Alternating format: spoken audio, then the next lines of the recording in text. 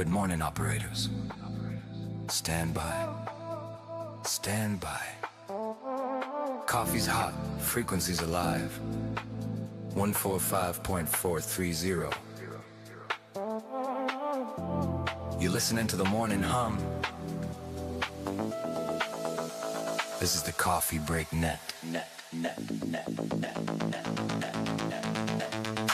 Steam rising but the sunrise glows. Signals bouncing nice and low. Foothill light and silicon sky. Morning check-ins rolling by. Call sign ready, mic in hand. Voices drifting through the band. RF dancing in the air. Someone's mobile somewhere out there. Heat up, drop your sign. One at a time. You're sounding fine. Sip soda, rush the day. Net control will lead the way. Coffee on the console, radio's awake. Morning on the machine, give and take. Voices in the speaker, smooth and clean. So like riding on the beam. Checking out, don't hesitate. This is how we caffeinate. From the hills to the bay. W6EK Echo starts the day. Check here. AllStarLink been feeling strong. Echolink brings friends along. Mobile bass or handheld tight. Everyone's sounding right. Morning traffic rolling through. Signal reports 5x2. Laughing in between the keys. Coffee cup and beeper R's. Mic drop, carry a tone. You're never really alone. One more round, take your place. Good vibes on the interface. Coffee on the console, radio's awake. Morning on the machine, give and take. Voices in the speaker, smooth and clean. Sunlight riding on the beam.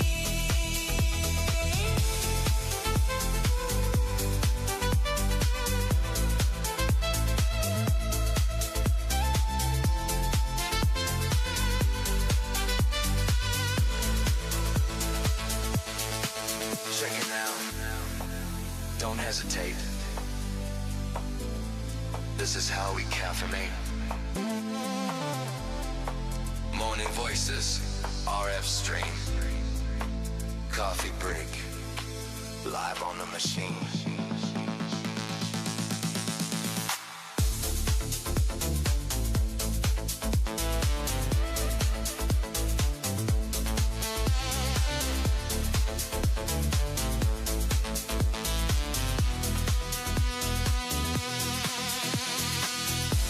Good morning, operators. Stand by. Coffee's hot. Frequency's alive. Good morning, operators.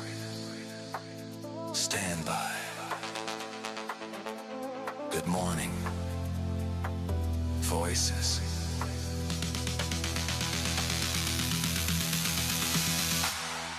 Stand by. Stand by.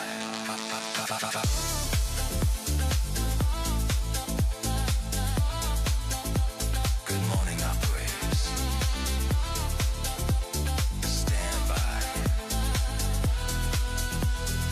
Stand by. Good morning, operators. Stand by. Club on the W6EK Repeater, which is located in Auburn, California. I'm Theta, W6EWF, and along with Gerry, W6E, we will be your net control hosts and conversation facilitators for the day. Who's out there who wants to do an in and out to get your day started? And Kilo, November 6, Whiskey, Quebec Uniform, KN6WQ. Good morning, guys. KB6LUV. Good morning, Theta. Gerry. Net. Here is case. Fox 20 Victor, Markin, Ohio. Case C8FQV.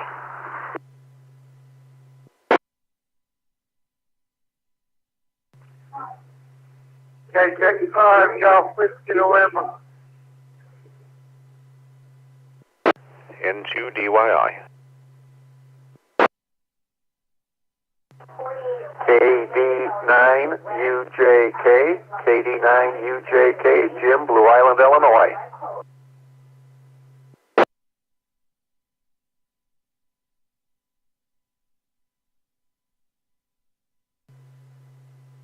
Okay, let's see. I got a bunch of people up this morning.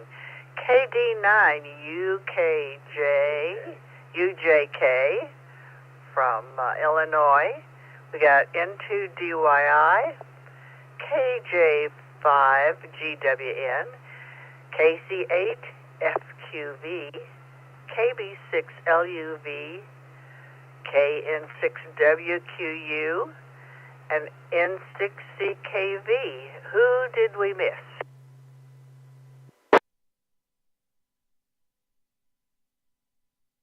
K6DLK. Good morning, Theta.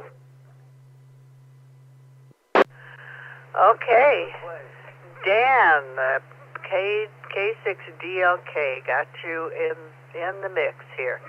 Okay, up to the top of my list, Carl, N6CKV. Good morning, Carl. How are you today? Good morning, Theta, Gerry, and Rocky. Well, the allergies are acting up, and they're going to get bad today because of the wind. Other than that, we're just getting ready for our isolation next week. When we talk to you next week, we'll be radioactive. And that's about it. Back to you, Theta. Oh, I thought we were all radioactive. Or are you a uranium type radioactive? Radioactive iodine type radioactive next Thursday. Oh, fun times. Well, you've done this before. Has it helped, or is this an exercise in futility? What's the process?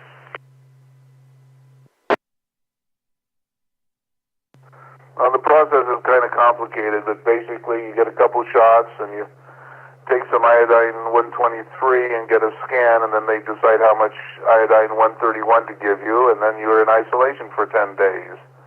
And it should get the rest of the thyroid cells. We'll see how it works.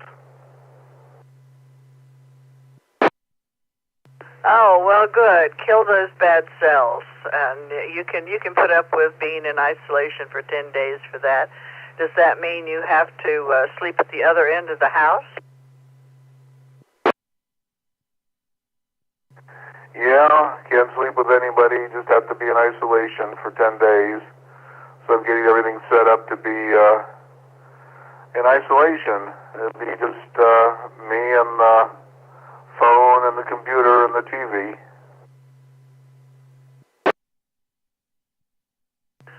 Oh, well, sad that you're not going to be able to interface with anyone, but if this works, hopefully that'll be the last time you have to do it. Yeah, I didn't get everything the last time. That's why I had another surgery, so hopefully this time it'll get the rest. Anyway, I've taken up enough time. I'm going to say 73. Everyone have a good Thursday, and thanks for running the net, Theta. And then 6CKV. Always a pleasure, Carl.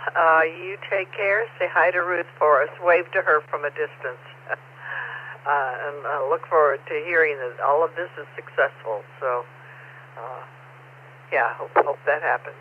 You have a good day. This is W6EWF, KN6WQU. Good morning, Dan.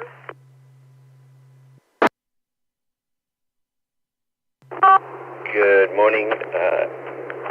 I'm making sure I'm keyed down here on my DV switch. Sorry about that. Good morning, Coffee Break Net. This is KN6WQE here.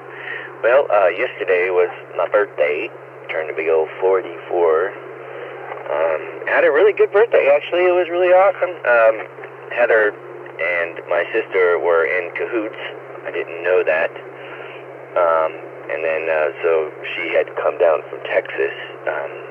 Not only just for me, they had to do some other business, but they wanted to come down at, around the birthday time so that, she could surprise me or whatever, and they sure did. And they surprised the crap out of me. I walked into what was called Texas Roadhouse, and I saw Heather bust a corner real quick in front of me and the kids with her, and I'm like, what the heck's going on? And I turned the corner, and then there's my sister standing right there, and it was a very heartwarming moment. My sister is kind of like my mom to me. She pretty much raised me. My parents were major alcoholics, or they worked all the time, so there's that. So so my sister was pretty much my mom.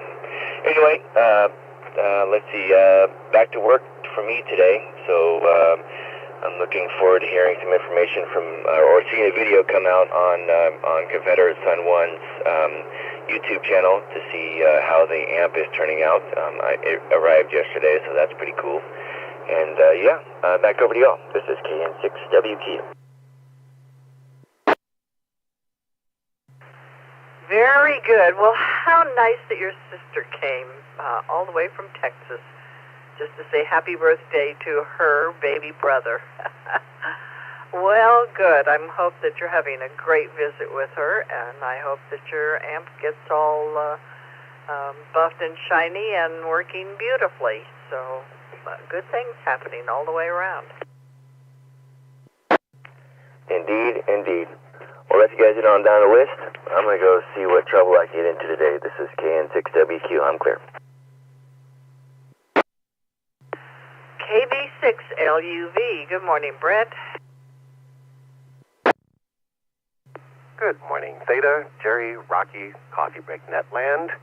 Hope everybody's having an amazing day, or at least the start thereof. I'm going to say good morning to my mom, Bonnie, in Newton, Kansas. Morning, Mama. Hope you're having a good day. Staying on the safe side of the door. I saw there was quite the weather that spun through the Midwest yesterday, so I'm sure Mark will give us some more details, but some pretty spectacular photos that were coming out of the Midwest. There was a pretty impressive rope tornado that touched down, I think, in Iowa, is what I saw. So let me take a quick break. Yesterday's weather was spectacular. Got out on Little Red, took a scoot through the hood. It was lovely. So more of the same type of weather, I think, today. Going to be just doing my normal data center professional recruiting stuff.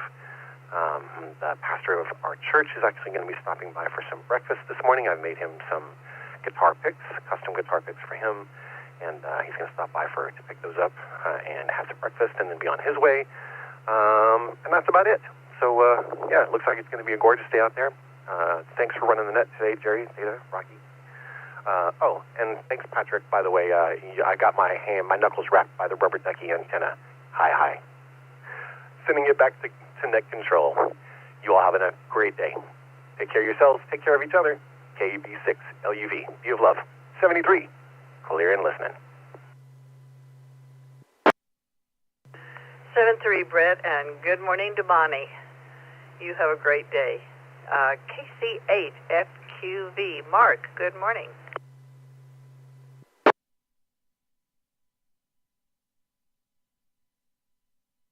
All right, well, good morning. Well, it's 70 degrees out here. I just went down to the paper. It's nice outside. There's a little breeze, but that's good. But everything else went good. Yeah, I forgot about the net last night at 10:30. It was. Yeah, I was stopping at several nets last night. Because there's a friendship net at 10 over here.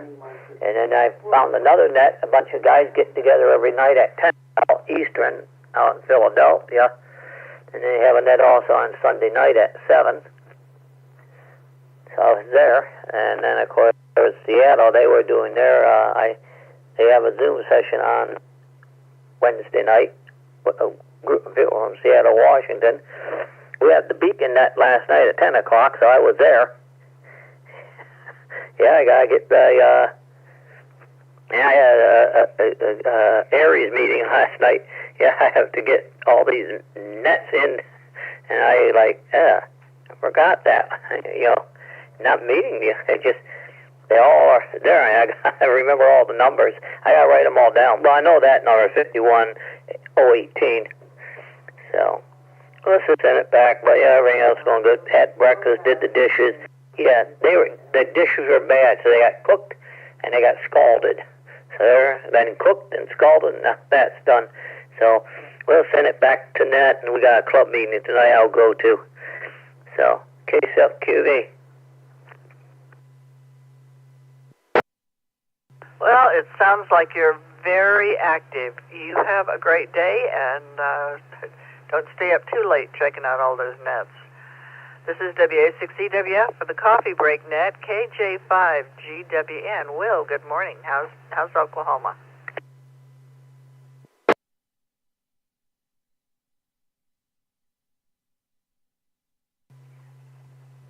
Good morning, Theta. Oklahoma's doing well. Got my 10th rig on Tuesday and was playing with it. I'm able to receive, but not able to transmit. The SWR is too high. And it receives good, but right now it won't even tune up on 10 meters. So I can't transmit on 10. But that will come. Able to listen to it, though. It's got good coverage. So anyway, back over to you, Theta. This is KK5 Golf Whiskey November. Gonna get my haircut today.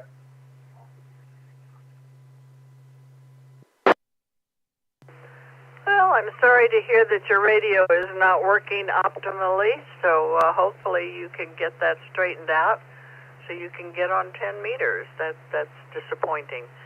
And go and have a great haircut. So you want to look very stylish while you're talking on the radio.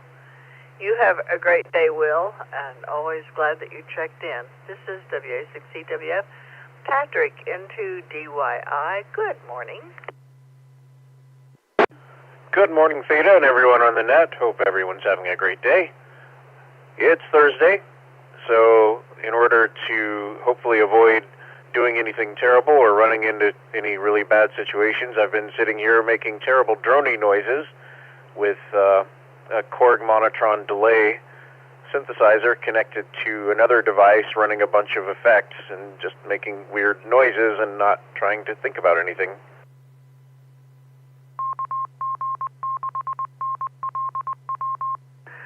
So what do the rest of the people in the house think about this racket that you're making? The rest of the people in the house are just used to weird noises coming from my direction. They have been pretty much all my life. Nobody really asks questions anymore. Sometimes you just don't really want to know the answer. What is Patrick doing that? Shh, don't ask that. Yeah, sometimes they have, and oh, you want to know? Okay, here's why, here's what. And then they're 12 times more confused.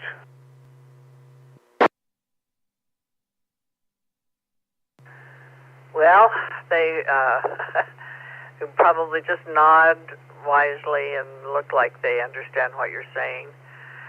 Oh, well, it is indeed Thursday. I wasn't going to say anything about it, but it is indeed Thursday, so just keep making those weird noises and don't do anything that's breakable. Yeah, I mean, whatever happens, I guess. I'm not going to try. It's been a week, and not a good one, so I don't want to tempt fate. Anyway, yeah, we're going to have another day, almost 90 degrees. We had another one like that yesterday, more of the same tomorrow, and then it's going to cool down a little bit over the weekend for a very good time, it looks like. But, yeah, we are having summer in April, basically. We have weather that we had pretty much at the height of summer, and summer is not here yet, so looking forward to that No, maybe not. Anyway, I'll let you get on with the rest of the net. You and Gerry and Rocky and everyone else, great one. 73 N2DYI. Well, yeah, you have a great one too, and stay cool. That's pretty miserable. Well, very good. This is W6EWF KD9UJK, Jim in Blue Island, Illinois. Is this your first time checking in?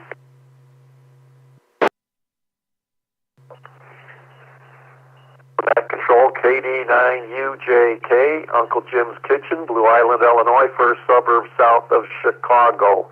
Yes, first time checking in, but I've been listening for several weeks and decided to come out and say good morning to the coffee breakers and share how much I enjoyed listening to you folks.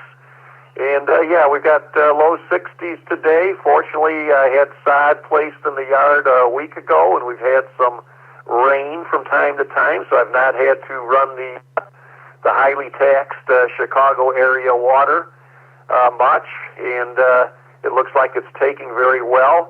Tomorrow we'll be in the 80s, and then on the weekend possibly frost on Sunday morning. So, you know, it's Chicago area. A couple of things happen, you know, just waiting. The weather will change, and we have a weather changing and naturally construction on the roadways.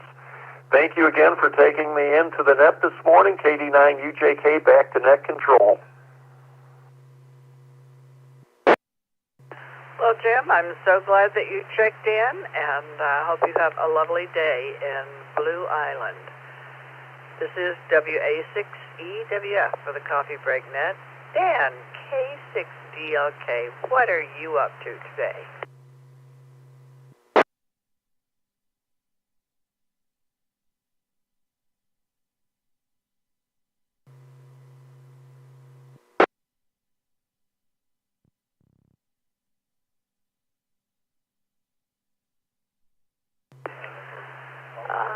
Dan, K6DLK, did you fall off the world, get abducted by aliens? Are you hiked up into zero noise land?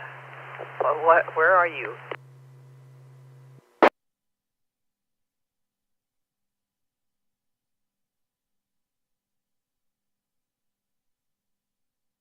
Oh no, Dan's been abducted by aliens.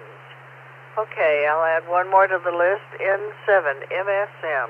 Good morning, Marv. N7 MSM, good morning. All is well here. Well, everything, but Ellie's a little perturbed at me because I can't get down and play with her, so she's a little excited today. But other than that, everything is well here. Have you had that stimulator put in your back? Yep, that went in at 11 o'clock yesterday, and so now I'm on 6 weeks of weight restriction. The worst part is it's no bending, no lifting, nothing over 10 pounds for the next 2 weeks, anything that might cause the probes to move around. But other than that, I think everything seems to be working great.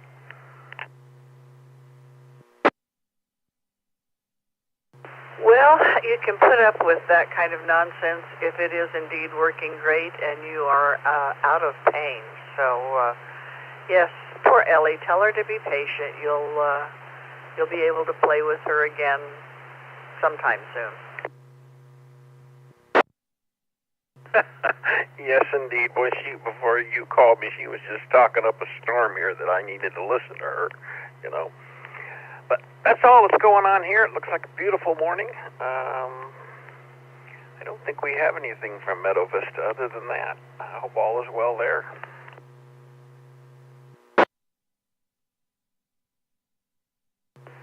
So can you at least get up and walk around? You can't lift weights or anything like that, but can you move around?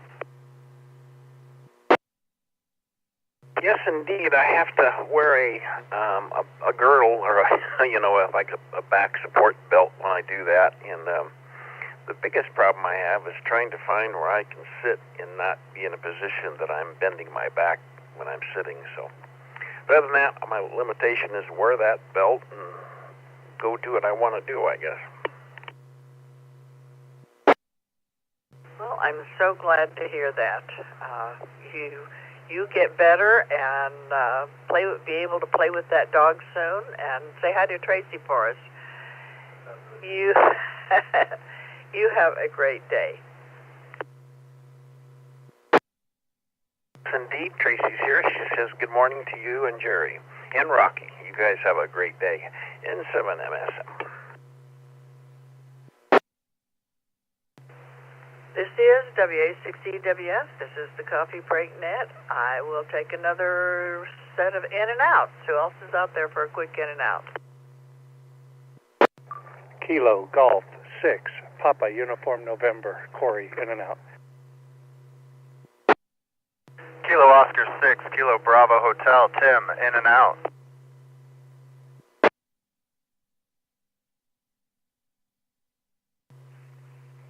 Kilo Mike 7 Echo Union Quebec. Ron and Reno, in and out. W6AO Jeff in Roseville.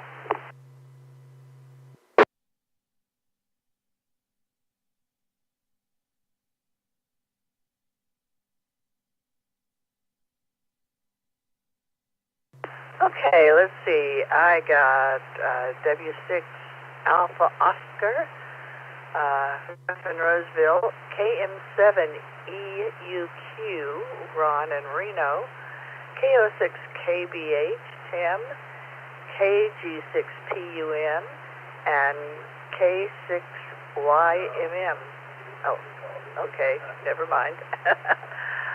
Corey, so case, let's see, I don't think I missed anybody. Everyone was pretty well spread out. Does anyone else want to be added to the list?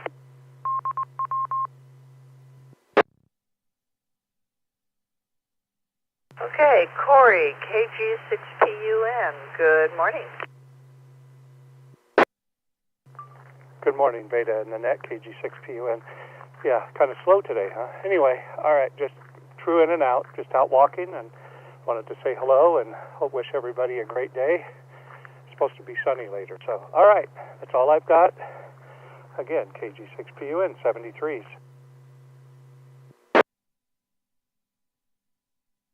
Very good, Corey. You have a great walk. KO6 KBH. Tim, good morning. Good morning, Theta and the Net. This is Tim. I am in West Sacramento, mobile, coming to you live. Yeah, I know.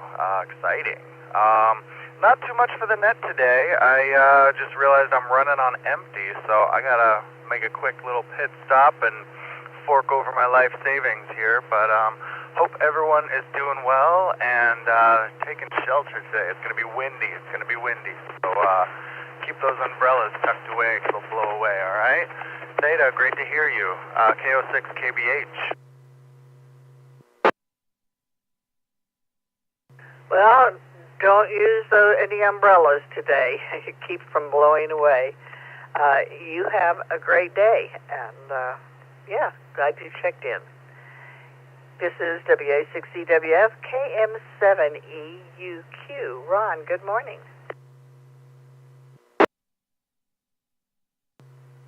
Good morning to the net. Thanks for hosting.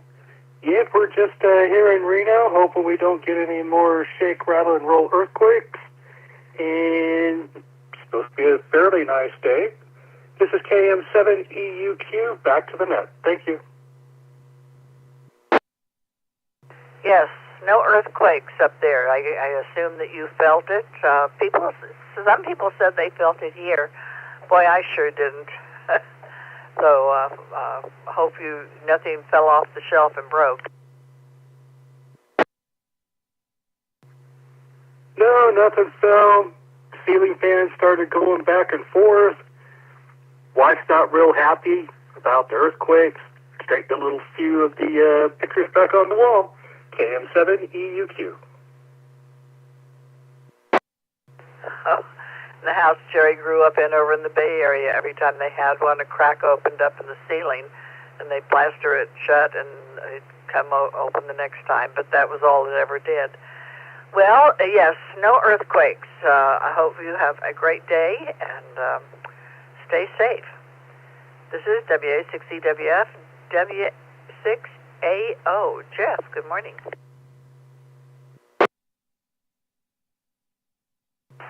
Good morning, Theta. Good morning to the net. I am sitting here on the semi-chilly, the California chilly back step of the back porch here. Nothing to complain about. This is W6AO, and I don't have a ton of news for the net today. Just to say thank you very much, Theta, for running the net. I always appreciate you hearing you on air. And I got bumped of the waiting list for the spring semester of CW Academy. So I am looking forward to beginning my intermediate classes starting on May 5th. Back to you. Oh, well, I'm sorry that you got bumped off the waiting list, but hopefully you managed to make those classes that you want. Yeah, I could have probably made that a little clearer. I was how would you put that? Taken off the waiting list and put into a class with very little notice. But no, that's what I was hoping for and really excited. So off the waiting list and now enrolled. So I'll be starting my classes on May 5th. I just got to whip myself into shape so that I'm ready for intermediate classes.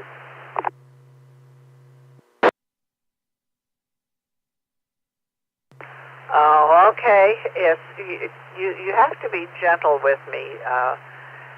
I'm usually still thinking about getting up at this hour of the morning, but only for your coffee break people do I get up and try and make my brain work at before 8 o'clock. So yes, that just flew right over my head. I'm sorry. So what kind of class is this that you're taking? It is CW Academy, put on by CW Ops. So basically, we are going to have 16 classes, 8 weeks of practicing sending and copying continuous wave, Morse code, which is the main reason why I got into ham radio in the first place. So looking forward to it.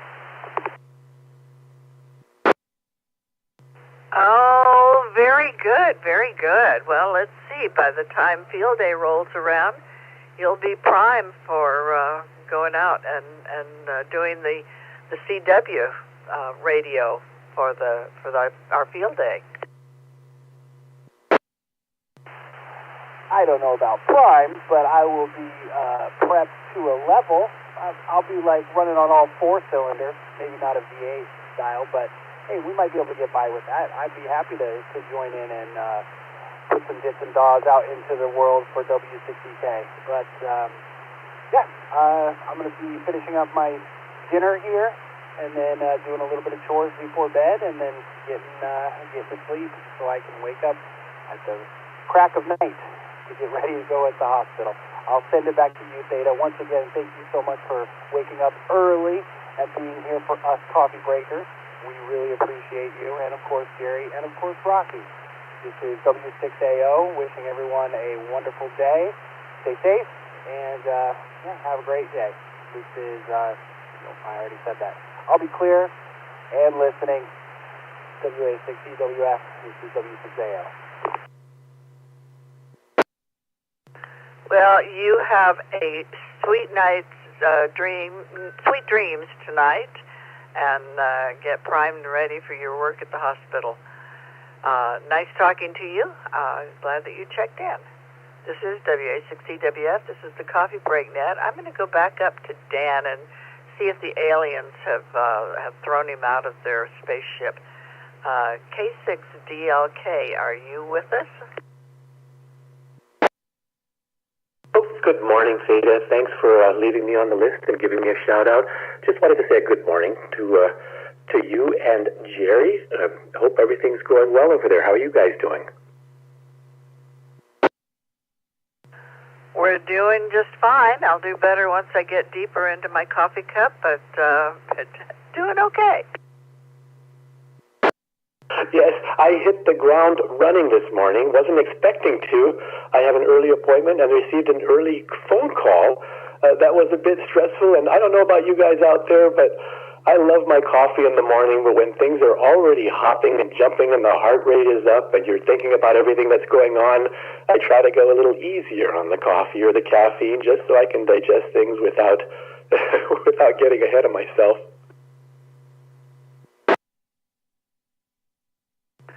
Oh, it takes at least 2 cups of coffee before I start getting ahead of myself. But so far, I'm only about an inch down into my coffee cup, so I need to get a few more swallows in. Well, I may not understand it, but I do realize there are those of you out there, and I have friends and family members that'll hand me things that they are drinking and say, "Oh, this is excellent. Try this." And it's like a triple shot of something, where the first sip just makes your eyeballs just spring open. I don't know how they get to the bottom of the cup, but realize that it is something enjoyable for many. Indeed. And you gave me some of the best coffee. I've occasionally will go online and order Lion's coffee because you taught me how good it is. Well, I have to restock you. They always look at me funny when I go back, and I know some of you will probably laugh at this because you might do it too. But if you go to wherever you travel to and you like whatever it is you enjoy, you usually find it there and bring it back. And in Hawaii, their Long's Drugs have not turned their name over to CVS. I don't understand the reasoning behind it, but they still have a huge brand recognition for Long's Drugs. So for those of you who enjoy the Lion coffee, they're usually on sale for extremely low prices, and when they have their aggressive sales, I usually stock up and have the cashier look at me like, "Why are you taking all of them? You have to leave something for somebody." So out of guilt, I leave a couple on the shelf. You just have to explain to them that you know many people who don't have an easy Long's Drug, that they're probably privately owned and not part of the CVS chain, technically, so they can get away with keeping their name as Long's Drug. Boy, that sure sparked memories. Yes, you can get strange things. You can get Hawaiian shirts and all kinds of things like that in the Long's Drug on Oahu. Yes, everything's there. You don't have to go make a trip elsewhere. Even many of the canned items and some of the other things that food items, everybody thinks it's just pharmaceuticals at the CVS. And I don't recall if it's just Long's that comes out with the receipt. When I purchase something, you put your phone number in, and it's still a CVS Long's phone number. And I think that phone number works on both sides. So that's why I believe they're tied in some way to the main mothership. It's just maybe that they left it as Long's because they had local recognition. I don't know. It would be an interesting story if anybody out there has that info. All I know is I enjoy going there when in areas, do as the locals do. And that has always been a main staple. Comment? We have a comment. Go ahead, comment. Hey, this is W6AO again. I was working at Long's Drugs when they took over, CVS bought Long's Drugs. From what I recall from my manager speaking, it was a logistics standpoint of having to get all of the CVS signage and changing all of these things on the Oahu site specifically, that CVS just did not see the reasoning behind putting that much money forward in changing the branding at that specific location, and just decided to leave it as Long's Drugs. Though that Long's Drugs is still and was procured by CVS when they bought it out, Long's Drugs. That's my experience. It could be erroneous, but that is my recollection. W6AO. Ah, okay, so there's your answer. Yeah, thanks. That's good info. You know, it's so interesting. Hawaii and local, the ethnic culture, right? Locals will call what they want to call anything. You can change the name, you can put a different sign up. It'll still be called what it has been established as culturally, but it's good to know the story behind it. Thank you. Yeah, you know, I was just going to make that same point. They could change the sign as long as, you know, for 100 years, people will still be calling it Long's Drug and confusing the tourists.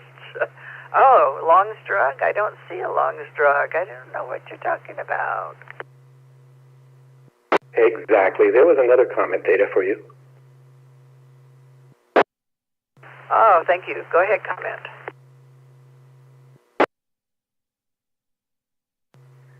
This is KM7EUQ.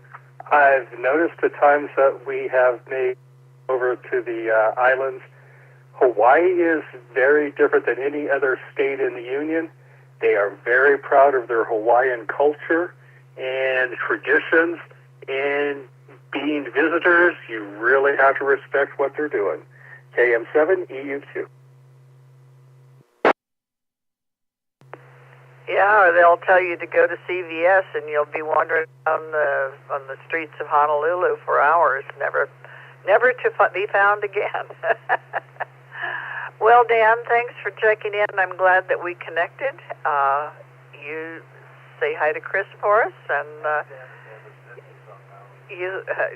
Gerry wants to know if there's still a Zippies on Maui.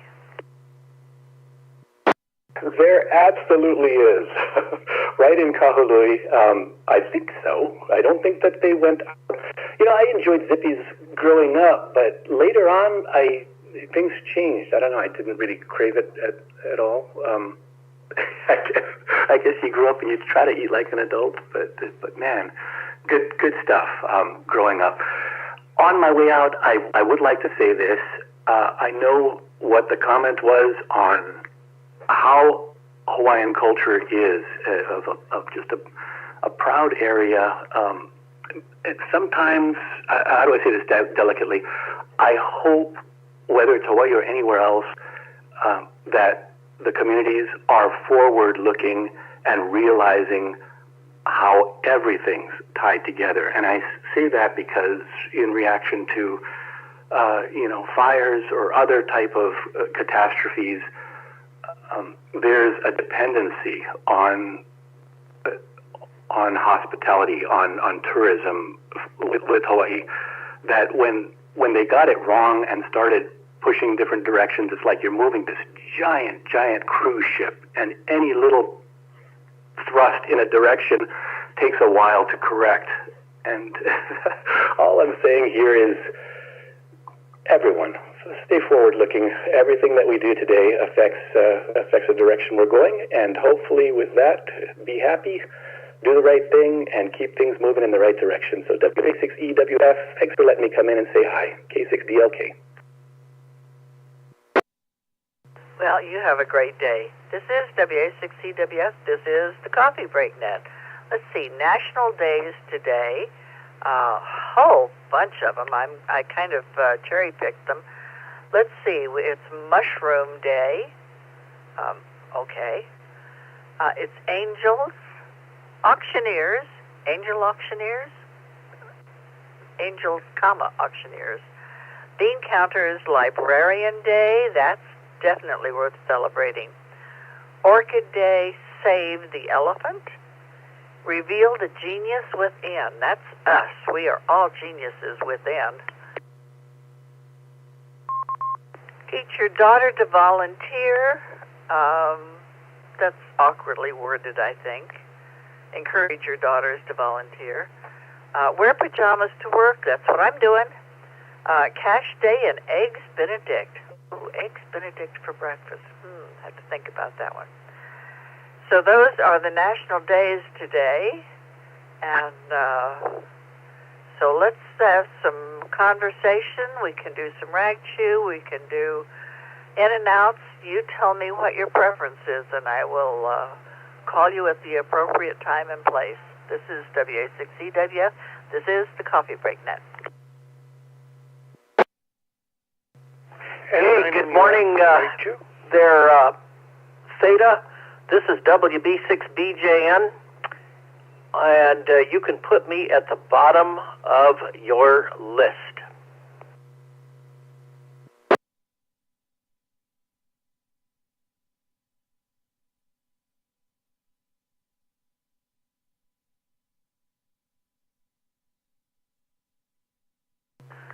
Okay, let's see. So I got 2 N9MUF and Mark, WB6BJN. Anybody else? Kilo Charlie 6 here, Lima Echo. I'll do a quick in and out.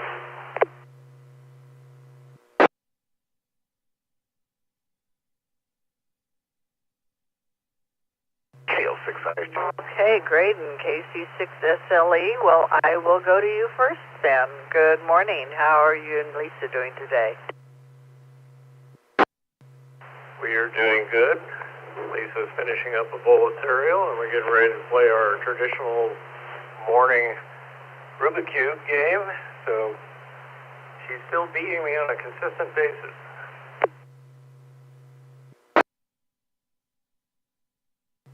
Yeah, I was going to correct you. It's not that you're playing your traditional game, it's that you are traditionally getting whooped at Rubik's Cube, as you usually do. You know, I have my moments. There are times when I get on a win streak as well. But, yeah, Lisa's good at it. There's no doubt about it. So I just want to jump in real quick. Say good morning to everybody.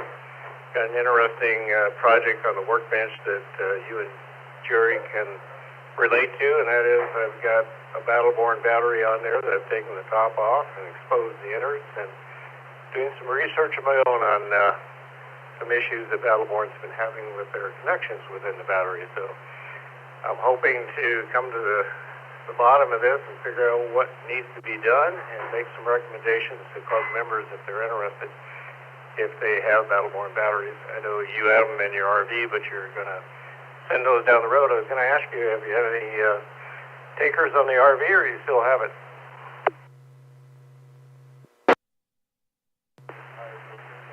We had a couple of tire kickers, but no progress thus far.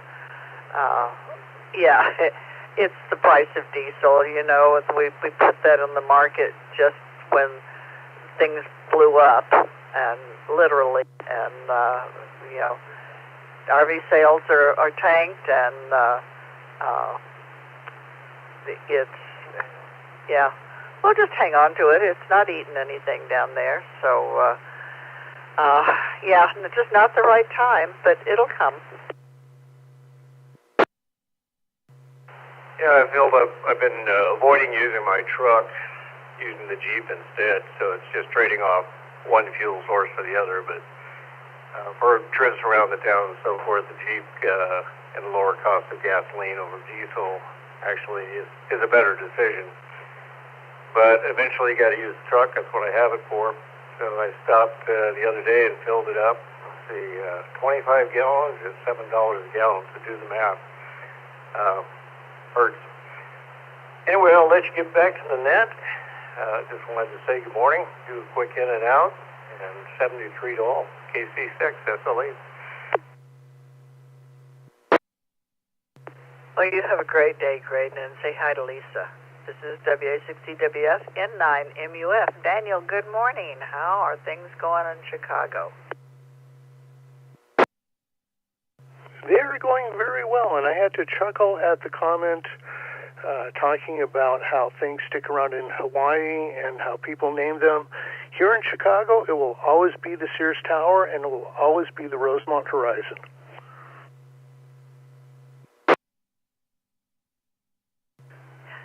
Yeah, these fools who think they own the building think they can name it, and everybody just ignores that. Very much so. It's one of those things you can tell if they're a visitor or they're local to Chicago if they say they want to go to the Willis Tower. I think that's what it's currently called. Yep, that's a good sign that you do not live in Chicago.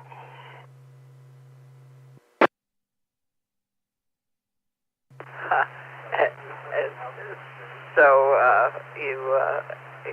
you know, you just look at them in puzzlement when they say that. Where do you want? I have no idea what that is. That's exactly what winds up happening. Other than that, in terms of that particular observation, like I said, cloudy day here, rainy, so I doubt I'm going to get out much today, but trying to gear up and figure out what I need, I's I need to dot and T's I need to cross in order to go out. We're going to try and do a POTA tomorrow to make up for the rain day that we had on Monday. So I'm going over, I was able to get my hands on, thanks to a friend, trying to go over, I got one of the alpha antennas. And I got this because I wanted to work easily. Not only POTAs have a little more antenna for those, but also Whiskey 9 Whiskey. I needed something that played well on 40 and 80, and this should do it. Talked with Alpha was very wonderful in talking over when I said here are my needs, and we determined the antenna that would be best. So playing around with it, trying to avoid the cat who is trying to play both with the antenna parts and my feet as I try and sort it out. I think she's going to try and crawl in one of the bags at one point.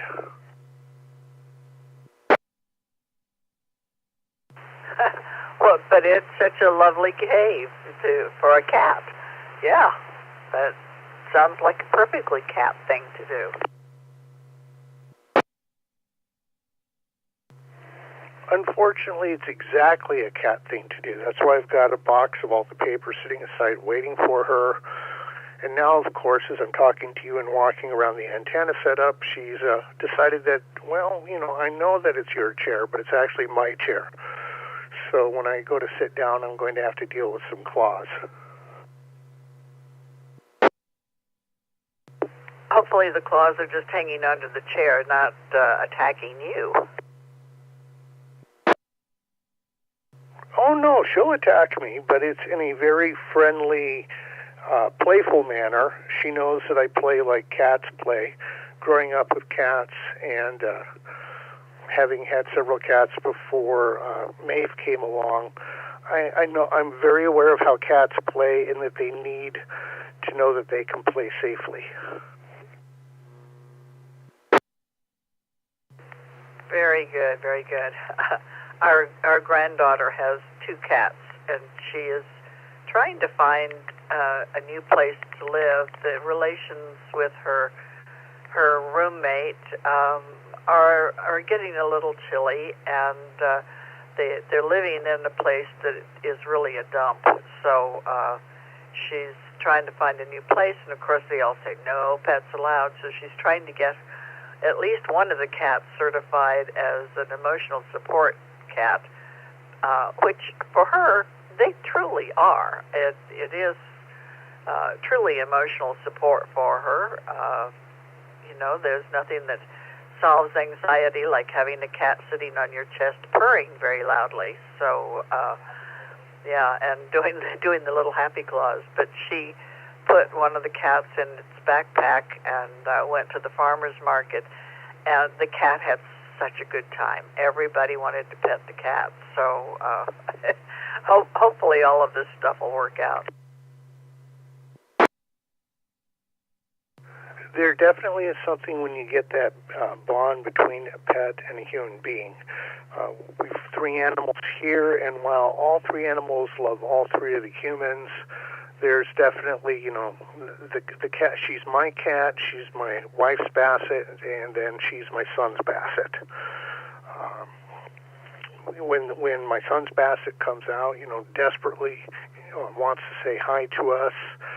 She's broken into our bedroom several times at night to visit us and let us know that she's still okay and still part of the household.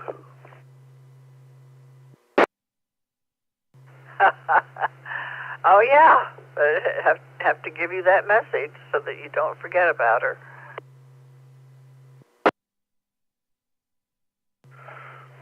she absolutely is a little sweetheart.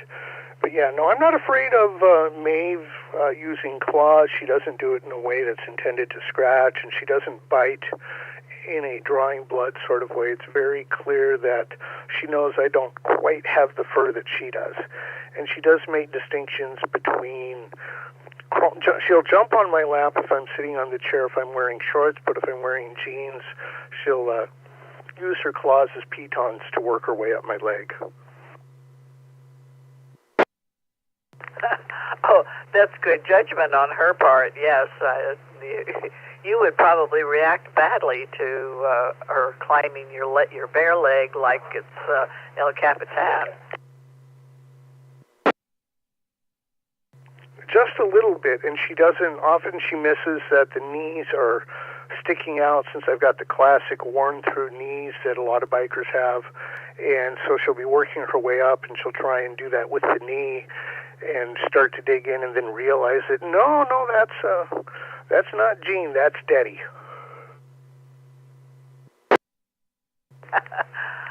Very good. Yeah, the next thing you're going to have to do is train her to walk on a harness and take her out on a photo with you. You'll get all kinds of people coming to talk to you if you do that. And they might even learn something about ham radio after they get done playing with the cat. I think she's got a little more settling down to do. She's still very much a kitten. While I've been talking with you, I've just been poking my hand at her and scritching her, and she'll swat at my hand, and I'll pull it back, and then I do it again. So she'd need a little, it's kind of that balance between going ahead and training her to do a harness training and to do a POTA, and realizing that she may be still a little too young for it. Yeah, you don't want to traumatize the poor baby. No, that's very much it. So, yeah, today, my radio plans, probably do some CW this afternoon. My son and I are going to replace a hard drive in an older laptop of his and install Ubuntu on it so he can start getting his feet wet in a little more in the Linux world and know that he can play around on a box and it's not going to hurt anything. Since, well, most of my Linux boxes are production in some way. So I wouldn't want to quite turn him loose on that. And POTA prep, and POTA prep, CW this afternoon hopefully, and getting the antenna sorted out, and Ubuntu with my son. I'll do some job search in the morning as soon as I settle down and get off the net, and it's always a pleasure to listen to the net while I'm working and while I'm job searching. The office can get kind of quiet, and just having the hum of the net in the background is definitely a joy. Well, it's a pleasure to keep you company while you're doing other things. I'm sure there are a lot of us. I do the same thing. I can have it on. I'm doing all kinds of other stuff, but it's noise in the background, and sometimes they're interesting conversations. So it sounds like you have a busy day planned out for yourself, so you can get the show on the road and have a lovely day. And if I'm not part of the net tomorrow, you know that the cat won in the fight for the chair. Indeed, as it should be. All right, well, I'll say 7-3 to you, Theta, and to Gerry, and to the net. Always a joy. And 9MUF. And this is W6EWF for the Coffee Break Net. Mark, WB6BJN. Good morning.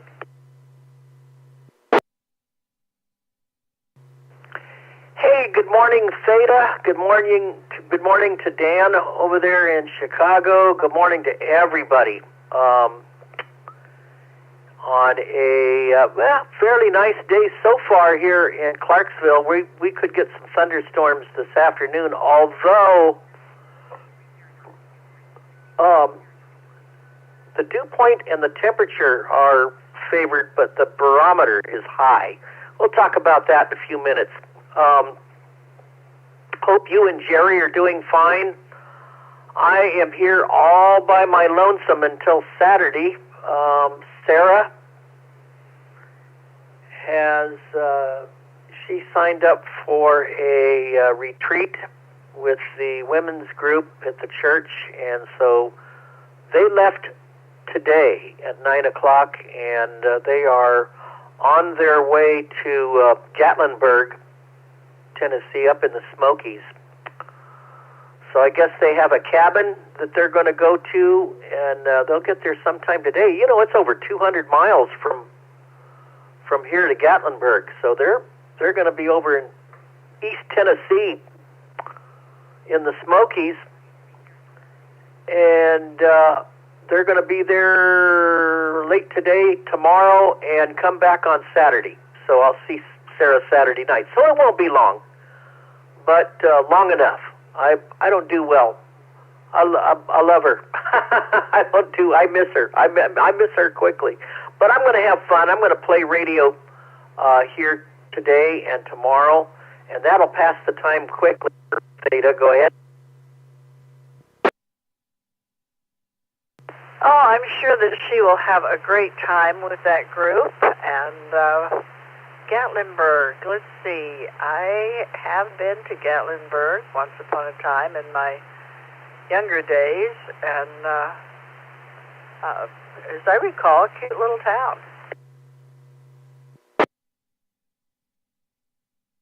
Yeah, there's some nice area. My friend Joel, who I talked to on the Blind Hams, another node, he knows all. Of course, he was born and raised here in Tennessee, and he said there's some neat places to go see there around Gatlinburg and some of the towns around there. So I guess you're up in the Smokies, and it's kind of a pretty area. He just had to tell me that about the bears, that there are bears in Gatlinburg. So I told Sarah to be careful. I don't think they'll have any problem with them, but because they do have a few bears up there.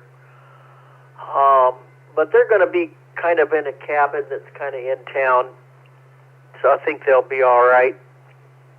And so I don't know what all they're going to do. Just a lot of fellowship, maybe. You know, a lot of the sisters and you know, some of the people there. And Sarah paid and she went, and so I hope she has a good time.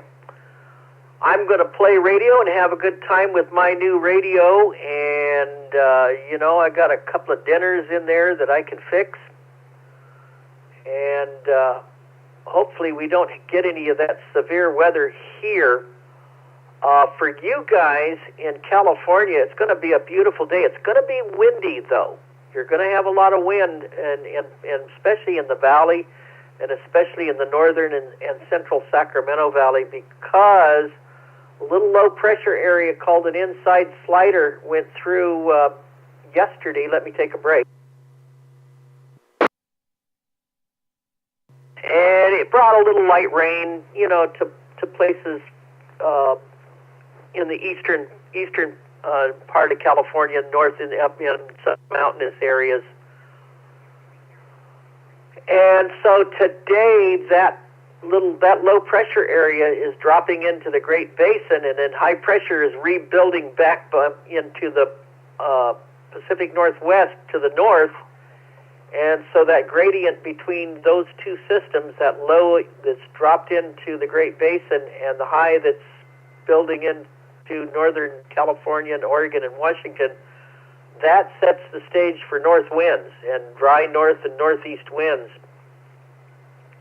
And for people that are allergy sufferers, that is not a good day. And if you want to keep your hair in place, you need to wear a hat, because then it would be a bad hair day. But other than that, it's going to be pretty nice in the 70s in the valley, 60s, 50s, and 60s in some of the lower elevations of the foothills, and up in the mountains it could be a little chilly, some northeast winds, and then cool overnight. Then by tomorrow, that pressure gradient relaxes, because that low continues to move east away from the Great Basin and into the plains, and then by Saturday it warms up really nice. But then on Sunday a pattern change takes place, and guess what? You could get some more rain next week. Rain, not a big heavy rain. I don't think it's going to be as big as what happened last weekend, but beneficial. And maybe, a couple inches of snow in the Sierras, and then it'll warm up again. It's a very progressive pattern moving into next week. So that's the story on California. And nice weather today, tomorrow, and Saturday, and then things change starting Sunday, Monday, and Tuesday, and then maybe back to nice weather again middle week and in toward the end of next week there. Back to you there, Theta, and then we'll talk about the rest of the nation. Oh, and here I assured that some of the people in a group I go to that there would not be any more rain. So you're going to make a liar out of me, huh? Well, at least it won't be a lot of rain. My problem with the north wind coming down in the spring is that the olives are blooming up at Corning. They have these huge olive groves, and all of that olive pollen is floating around in the air, and that for me is the number one bad claw my eyes out type allergy, so I am not looking forward to that. But hopefully it'll clear up sooner rather than later.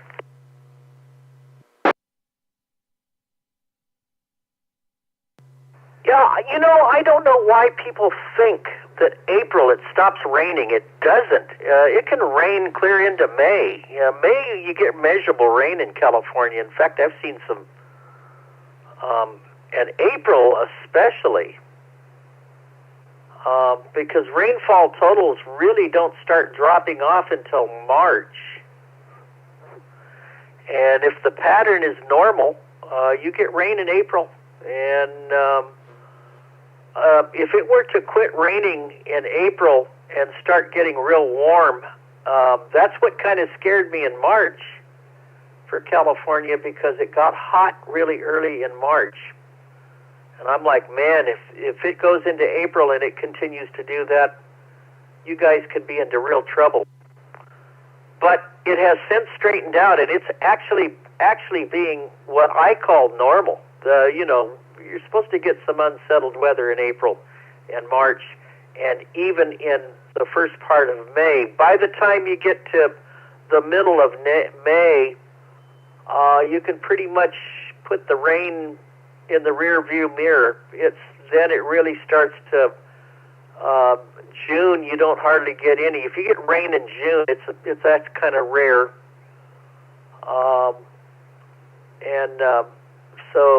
And with the coming El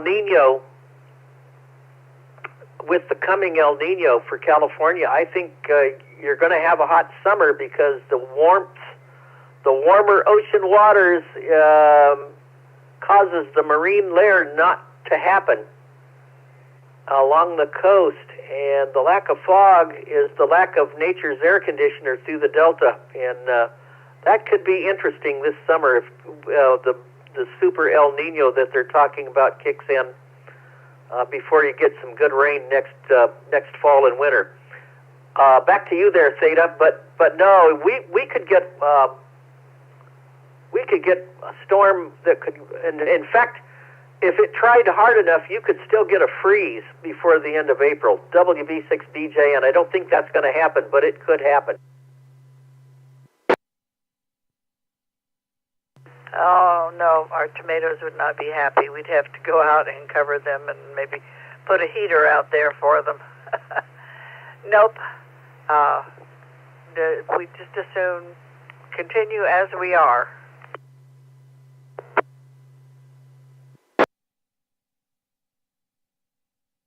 Oh, yeah. And then, that was like the storm last week. That was a bit unusual, but at the same time, it's not that unusual. I've seen hail, and a lot of people did. They got hail last week that doesn't do their garden thing any good, and that can happen in the month of April in California. In fact, it happened quite a bit. I can always remember that when I was a kid. That happens. So, and it's for the same reason what happens back here in the spring, and that's why there's an active spring in the Midwest right now, is because all of the stuff that's developing and coming out of the Pacific and coming out of California comes across the Rockies into the Plain States. And, people this week in parts of Michigan, Illinois, Wisconsin, and Kansas, Nebraska, Iowa are just so weary from all of the tornado warnings and watches, and some places have had devastation tornadoes. It's really sad what has happened, and we're not quite done yet because I heard Daniel talking about a POTA tomorrow. Better get it done in the morning because there's one more good cold front and warm air advection ahead of it, and during the late afternoon and evening, with you getting the sun in the morning, that daytime heating can build those supercells, and where that happens to set up, there could be some more severe thunderstorm and even tornadic activity tomorrow night. And some of this stuff has been, let me take a break.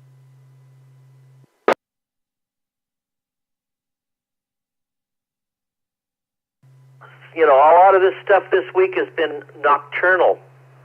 And there's nothing worse than a nocturnal severe weather event at night because these tornadoes, the only way you see them is if there's a flash of lightning and they're around. And then there's also the heavy rain. Some of them can be rain-wrapped.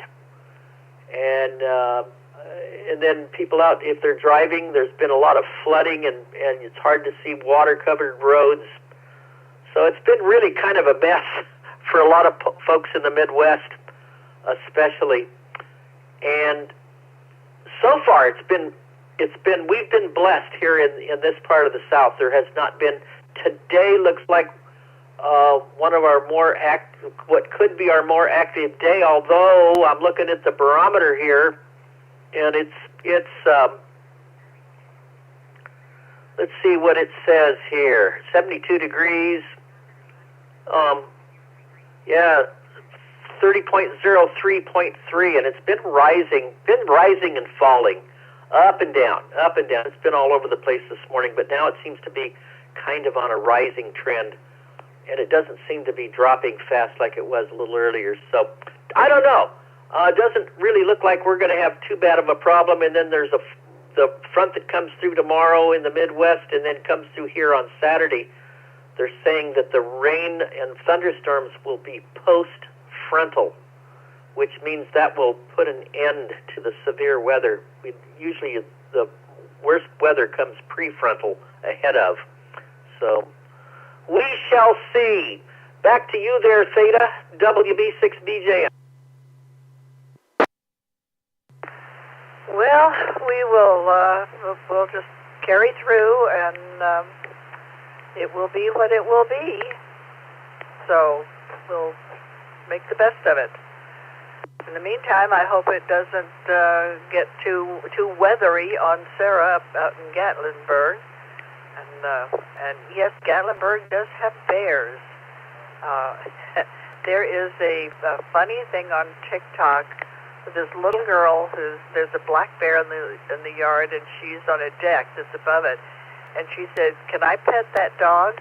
And that has kind of gone viral. So I got a sticker of a bear that says, "Can I pet that dog?" I hadn't seen the video, and then my grandson showed me the video, and he said, she has a southern accent. I mean, is this Alaska? And I go, no, it's probably somewhere North or South Carolina, they have bears there too. Can I pet that dog? That's great. Oh, yeah. Well, Sarah knows about bears. She lived up in Arnold. You know where Arnold is. And she lived up there for years. And so she's not really too worried about it. She said, man, they used to come and knock on the window at her house, you know, and let me, and she had a dog, Bosco, that would actually challenge a bear, and that bear respected that dog and backed off. He'd bark that bear down the road. So that's kind of interesting. So yeah, they usually don't bother anybody unless they're sick. I've heard of occasions where somebody can get attacked for no reason, or somebody's car gets ripped completely apart because of a bear. But generally, that's because there's something wrong with the bear, and if they have a real problem with that, and they'll put the bear down or try to get it out of the area where it could, and turn it loose up in the mountains, you know, more. But for the most part, I think they leave people alone, and if you don't taunt them and don't try to feed them. My friend was telling me that they have a picture of a lady when he was up in that area, and they were taking pictures of this bear, and she took a turkey leg that she was eating on, and she threw it. And when she did, she hit the bear in the head with it. It's like not the thing to do. And she got left outside, and there was a picture of this, and you know, threw that turkey leg and hit that bear in the head with it. Here, have this. W6BJN. Well, just on the news last night, there was a news item about a bear that got in a car up in Tahoe, and the car door closed, and the bear couldn't get out, and he shredded the entire interior of that car. It was just quite amazing. So I think that car has been totaled now. Of course, once the animal control came and opened the car door, the bear hopped out and ran away. But boy, they showed the pictures of it. Even the roof was damaged from inside. All the door panels were ripped off. That bear did a number on it. He wanted out of that car. Anyway, poor bear. So you have a lovely day talking on the radio, and missing Sarah. I'm sure she's going to have a great time up there.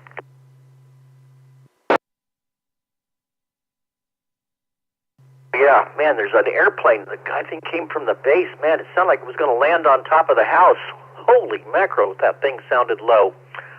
Right next to the Fort Campbell Air Base over here, and wow, it made a racket. Yeah. Oh, yeah, they can. If they got trapped in a car, you bet, man. They totaled that car, man. They're strong. You don't want to mess with them. That's for sure. Thank you, Theta, and everybody have a great day. Everybody have a blessed day, and I'll come heck or high water. I'll be here probably tomorrow. WB6BJ. Very good. Well, you have a good day. This is W6EK for the Coffee Break Net. Things coming up. Put on your calendar. Donuts and Coffee in the Park on May 9th.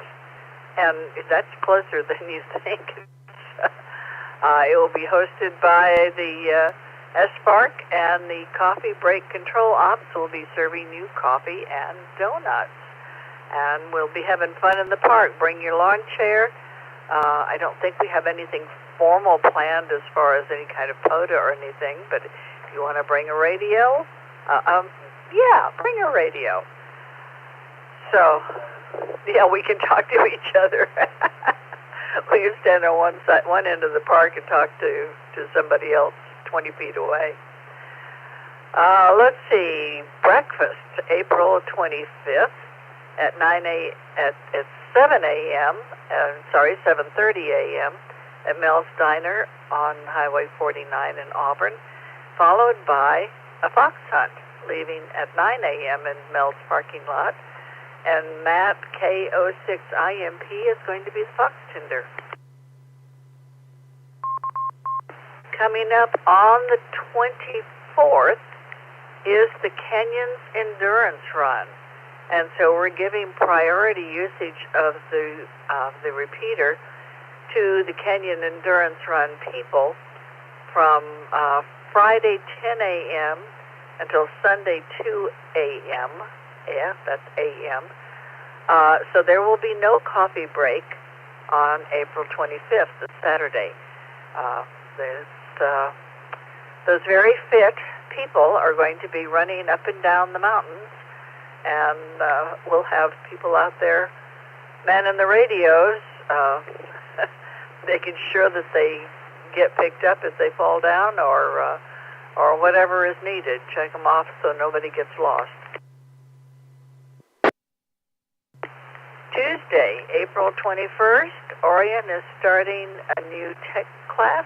So if you are interested, or you know someone who's interested in getting their tech license,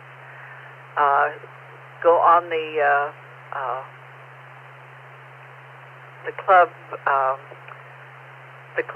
website and sign up for that. It's the 21st through May 26th. It'll be on Zoom, and there will be 2 labs: a get on the air on the 9th of May, and an antenna build on the 23rd of May. So, things to look forward to. Club meeting, of course, May 8th at the HHS Conference Center. Be sure and bring a food donation. May 4th will be the next Sierra Foothills VE team testing at the Confluence Church campus in Auburn. The Granite Bay VE group will be testing on Saturday. Oh, nope. It'll be the following Saturday. That date hasn't been updated yet. So, and the Folsom VE team is tonight. So, sign up real fast if you want to hit the Folsom VE team. Or show up at the door. Yeah, that always works too. Anyway, those are some of the things going on, because this is a club that does things. So, who else is out there? Let's have some conversation or some in and outs. Tell me your preference.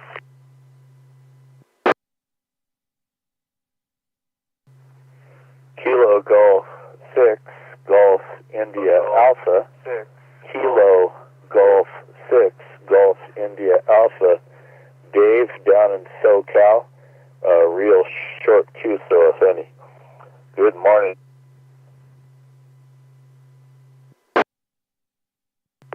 KO68, good morning. November 6, Charlie India Echo, IO. Norway 6 Yankee Germany, George and Lincoln.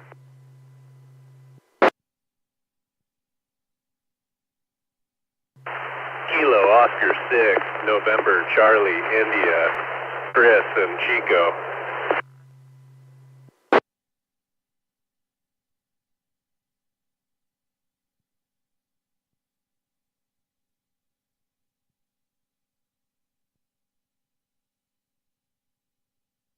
Okay, let's see. I've got some fills that we need. Chris in Chico, what is your full call, please? Kilo Oscar 6, November Charlie India. Kilo Oscar 6, November Charlie India. Okay, we'll get right back to you. W6YG. And then there was a call ending in CIE. Who is that?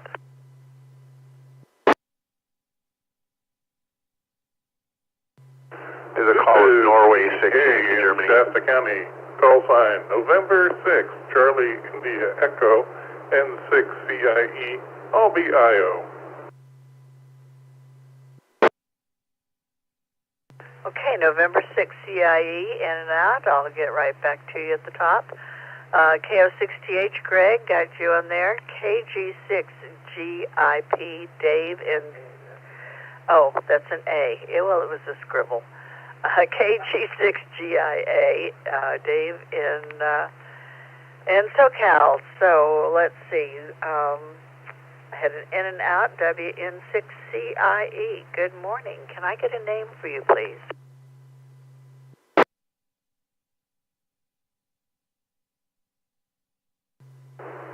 I suppose I was IO, but my name is DK. Over. BJ as in Baker. Oh, DK. Gotcha. Okay. Yes. And good morning. I like to listen to the net, but I usually don't have time to talk. Matter of fact, I don't have time right now. Let me get back to what I was up to. You all take care. Love the net. N6CIE. Well, we're happy to keep you company while you're doing other important things. All right, let's see. KG6GIA. Dave, good morning.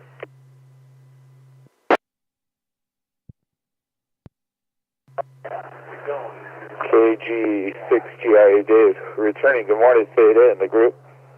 Yeah, I'm doing a fourth grade class on 1800s mine safety, which is very little.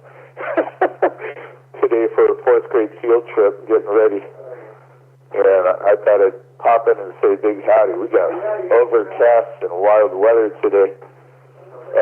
Down here, very cold on the coast. Up in the mountains near what was once the Irvine Ranch. It was the first and oldest California regional park put in 1897. That's where we're working today. Anyway, just wanted to say a big howdy on the 7-3s because I got to get going. They're setting off the train and I got to go set up my shop. So, but anyway, have a great week. KG6GID.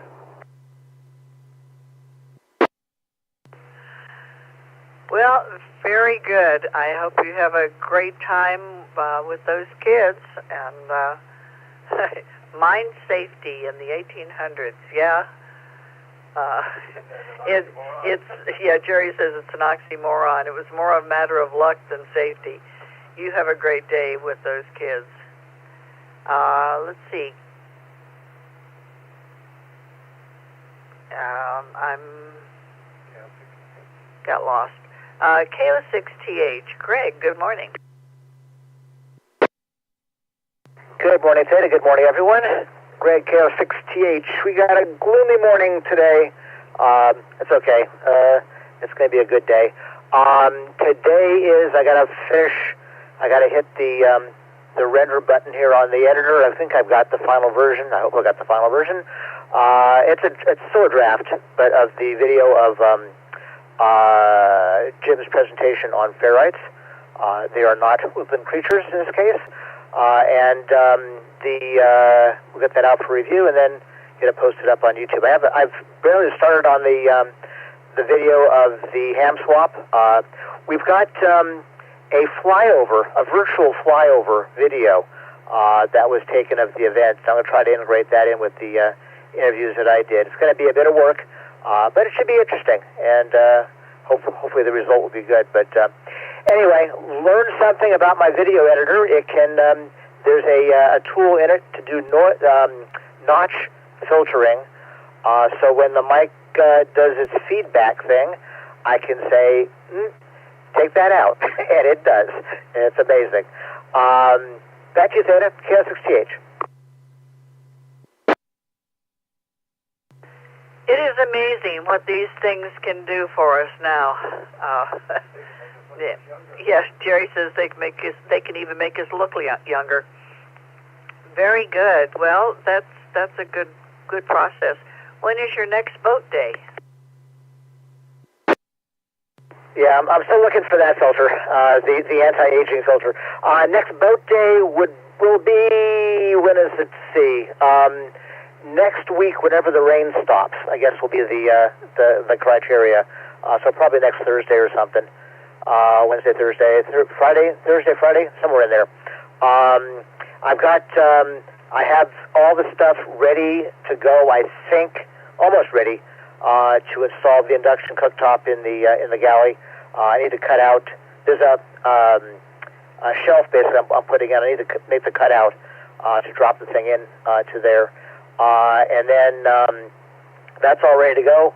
And I need one more piece of wood and do some routing on it for the front trim. So that's going to look good.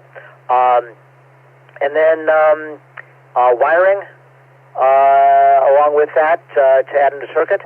And then it's focusing on the motor and the batteries and the inverters and all that other kind of stuff. So big project after this one. This is kind of the warm-up, I guess. So we'll see. The last time I was down, 2 times ago, was right after a storm, and there was all kinds of water in the bilge, and got it all cleaned up and tried to find. I couldn't find where it came in. Went back home. Another big storm. This past big one that we had. Went back down, dry as a bone. So I don't know what this boat's got a mind of its own. KO6TH, back to you. Well, at least it might have a mind of its own, but at least it's not gremlins. So you'll figure out the conversation. Yeah, well, we're going to figure it out probably next fall when it starts raining again. So I don't know. We'll see. The big haul out is in June to do the bottom paint and some cosmetic, I hope, repairs down there, stuff like that. And in between, I got to learn how to sail this thing a bit better. So I got to get out and practice. Anyway. Fingers crossed in that regard, and we'll see what happens after that. Astronomy on tap last night up at Grass Valley, the 1849 Brewing. Light attendance. I don't know where. I think everybody's on vacation this month, but anyway, something we really need to do this for the ham group. I know we'll have a good time, but somehow it didn't take last time we tried it. So RF on tap. We got to figure out. Maybe that'll be our 5th Wednesday event for the month on the 29th. I don't know. Just a thought. KO6TH on with the day.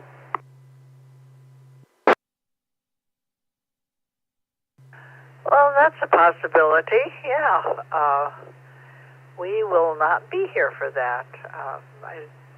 I love those astronomy things where we they let all of us non-astronomy people come out and peer through their telescopes and tell us what we're looking at. But that's all great fun. Oh yeah. In fact, this Saturday, fingers crossed, we may have a star party up in Nevada City. We're right at the edge of clouds coming in, and the forecast yesterday was definitely clouds.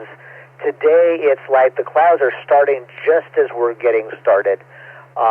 So it's shifted out a couple hours. If Mark is listening, just nudge them a couple hours more into the future and we'll be good. So we'll see. But this time of year it's really hard to predict what's going to happen with the clouds. And the forecasts are pretty good usually, but I don't know. We'll see what happens. But yeah, it's great to have the telescopes out there and have the community look through them or look at the pictures that I create on the spot. They aren't the magazine article stuff, but there are things you can see with the camera that you just can't see with your eye, and unless you have a really big telescope. And we have some members with really big telescopes, but they aren't always able to bring them. So we substitute with cameras. Anyway. Back to you, Theta, KO6TH. Yeah, we were up in Yellowstone one year, and they had a star party out at the Madison campground. And it was so much fun. These guys brought in some of these telescopes that were enormous, like 6-8 feet long, and quite the production to get them set up. And then we got out there, and it was so dark. By the time we left, our eyes had adjusted enough that there was enough starlight to see by. And there are a lot of stars up there in Yellowstone out in the dark. Also in Death Valley in the dark. But I think maybe that Yellowstone was the most amazing starlit sky. Yeah, it's amazing how bad our eyes are, or our vision is, with all the light pollution that we have around. I mean, when we first moved here to Auburn, North Auburn, you could go outside at night and you could see the Milky Way. There's a billion stars out there. Now, is that the Milky Way over there? Maybe that is. I don't know. It's hard to tell. It's getting worse. So if you're in a place without light pollution, get the ordinances in place now. Once all the lighting goes in, all the commercial stuff, without regard to light pollution, it's almost impossible to tear it back and renew the night skies. They're trying to do some of that stuff up in Nevada City, and I hope they get it in time.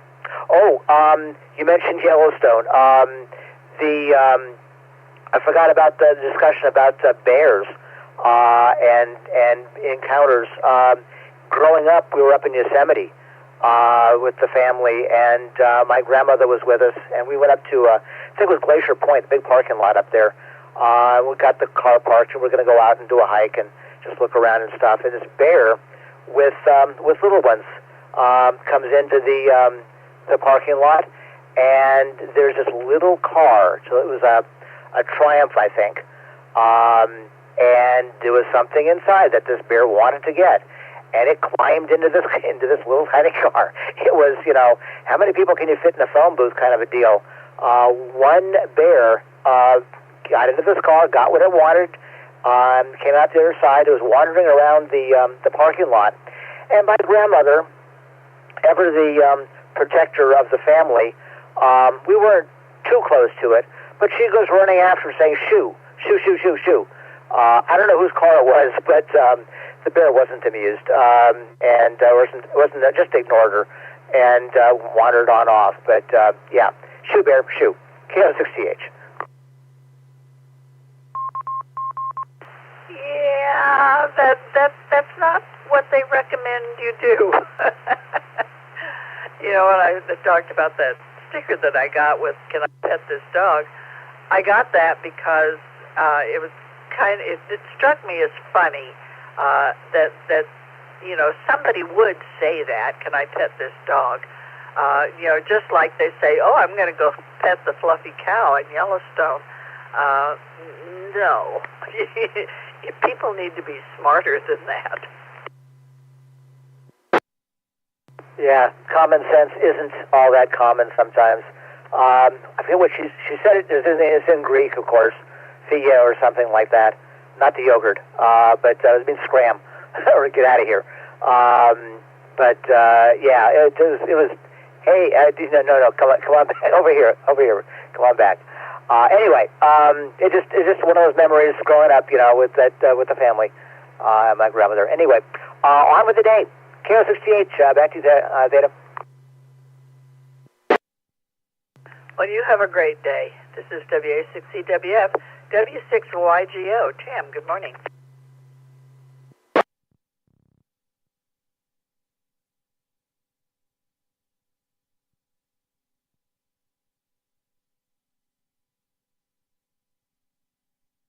Oh, W6YG, maybe? November 6 Yankee, Germany. November 6 Yankee, Germany. Yes, sorry about that. Well, good morning. Well, good morning to the net.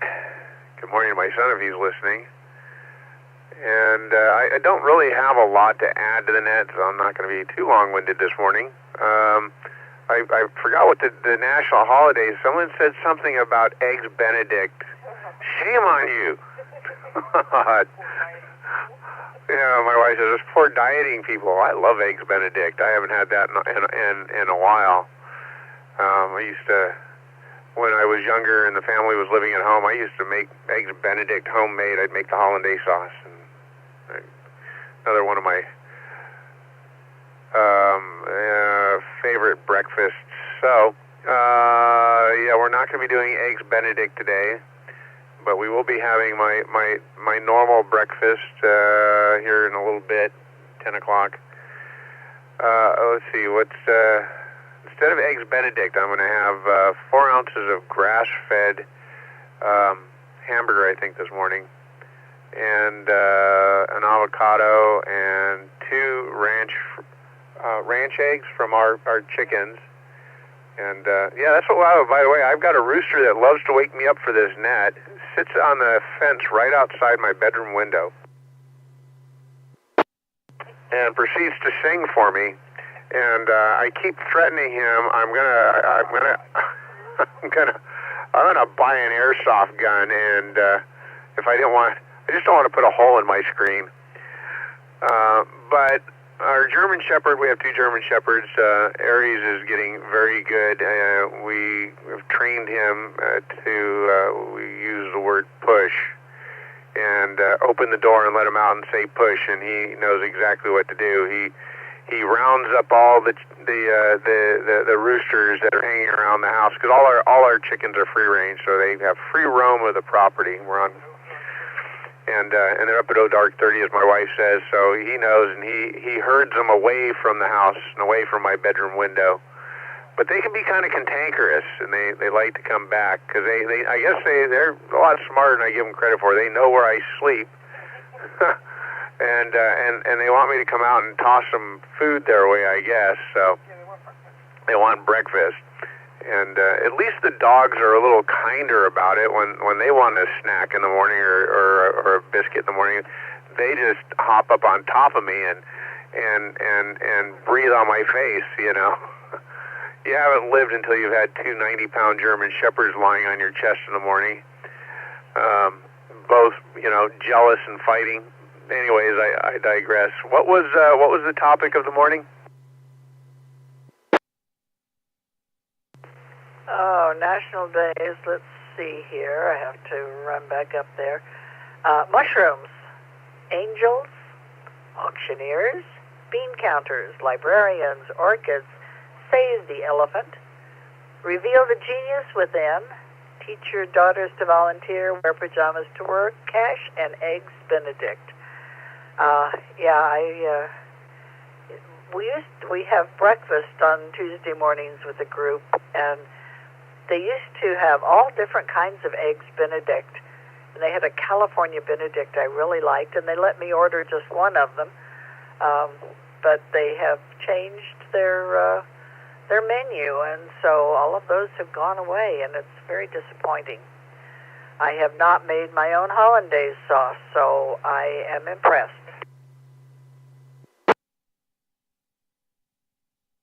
Oh, it's easy. It's not that complex. I mean, I used to do, got another one, tempura batter. God, I love tempura battered onion rings, one of my favorite things.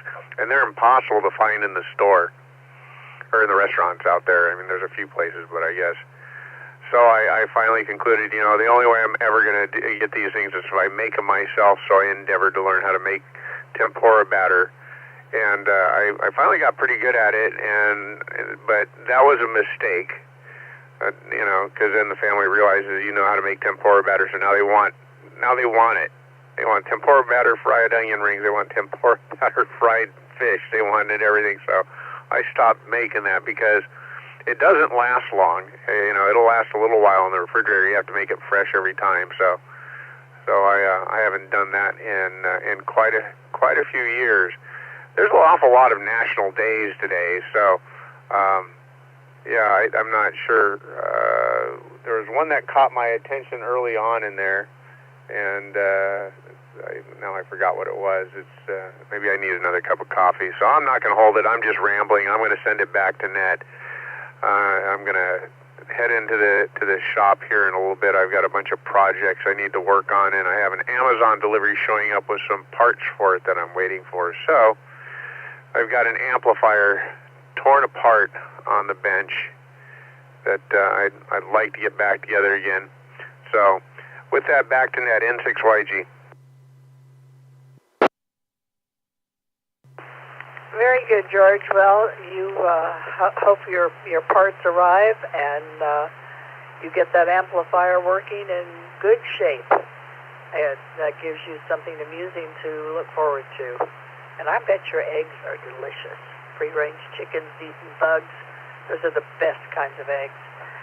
This is W6EWF. This is the Coffee Break Net. KO6 NCI. Chris, good morning.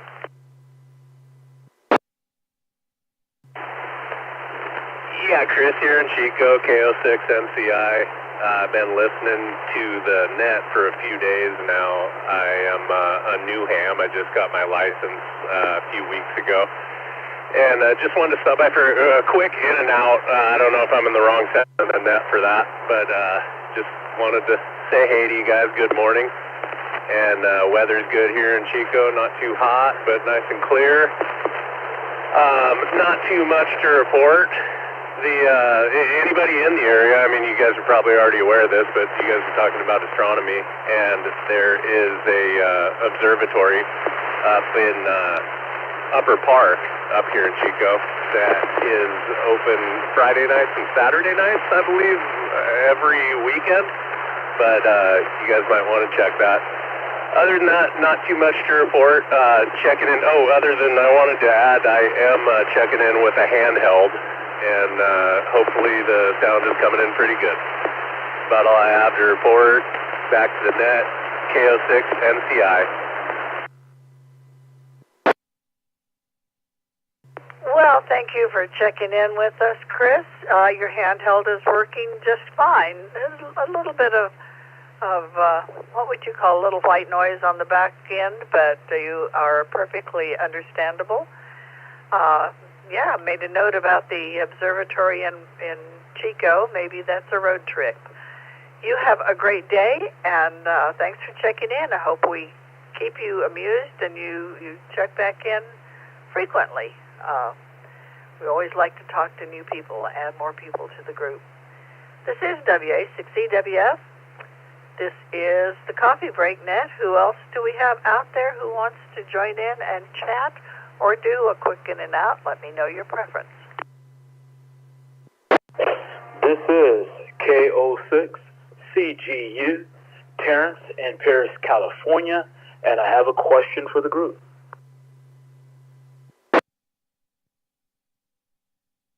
KW6U.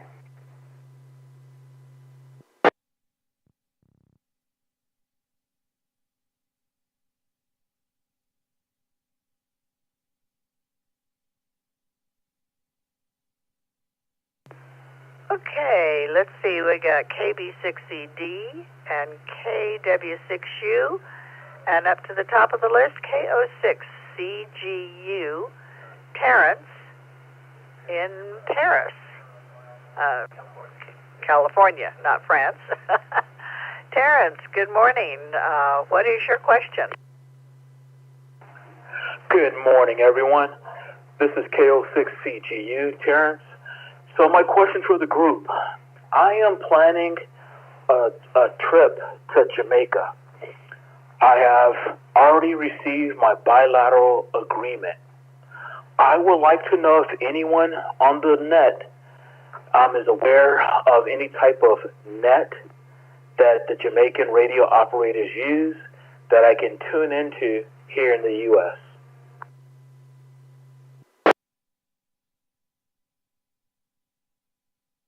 Okay, I'm throwing this out to our vast audience out there. Anybody been to Jamaica and worked on the radio?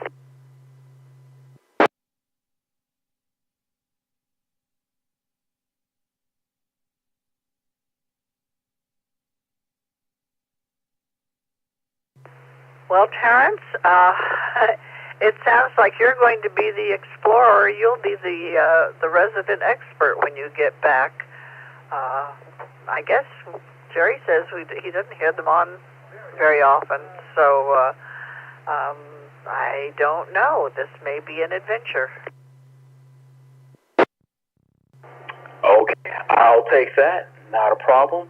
Out of curiosity, anyone that participates in the W6EK, has anyone made contact with the DX expedition for Bouvet Island?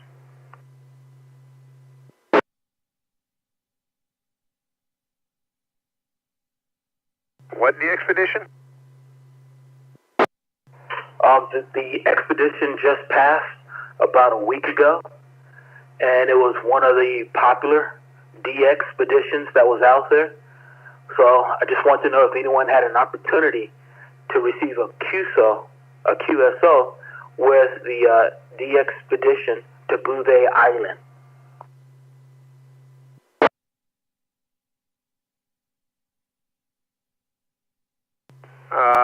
Yeah, I worked Bouvet Island on 3 of the band slots. They were very difficult to receive here in Northern California on the West Coast. I only heard them a couple times, and the times I did hear them, I worked them, and I haven't checked to see if I've received a QSL confirmation from them yet. Outstanding. Congratulations, and that's what I want to know. I needed to know that at least someone on the West Coast was able to make contact. I couldn't reach them from here, but that is great news. This is KO6CGU, back to net.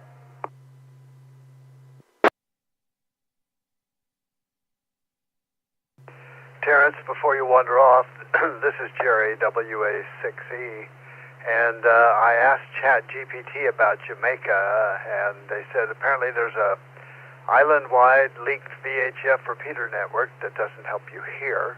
They suggested some HF frequencies, including 14.283, where there's a Caribbean net.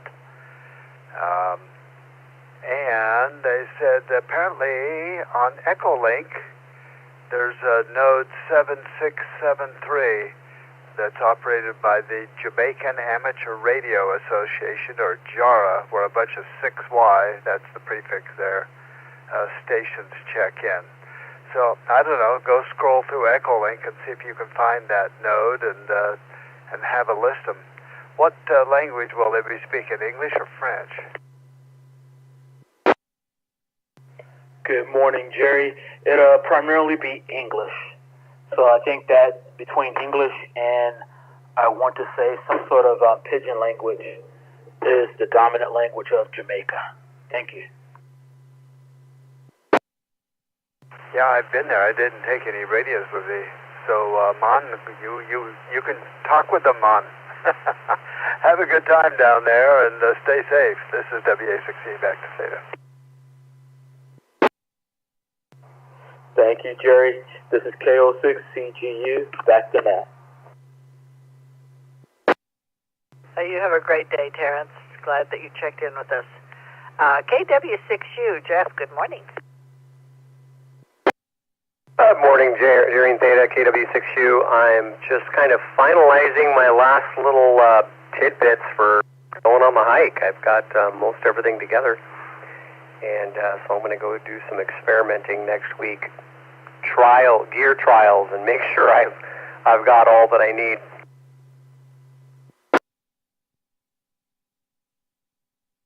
So you're going to do a pre-hike for your hike. That's probably a good idea before you discover that you're out there 100 miles from any place and you don't have something that's absolutely crucial. Yeah, I think the most important part is making sure my tent and sleeping system works. The rest of it can be sorted out on the trail. My shoes work. I've got that down. The basic clothes I'm going to wear is all good. That's fine. But it's time to go test it in less than ideal circumstances. Given the weather we're having, I think I might head over to the coast where it's a little more wet and see how things work in the wet.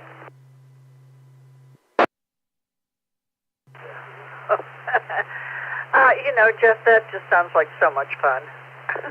let's go camp in the rain, make sure everything works. Of course, like I say, you're going to be miles from anywhere. In case people don't know, he is going to hike the Pacific Crest Trail. So that will be an adventure, all right. How much does your pack weigh? Dry weight right now, clothes, everything, pack, except food, is just under 12 pounds.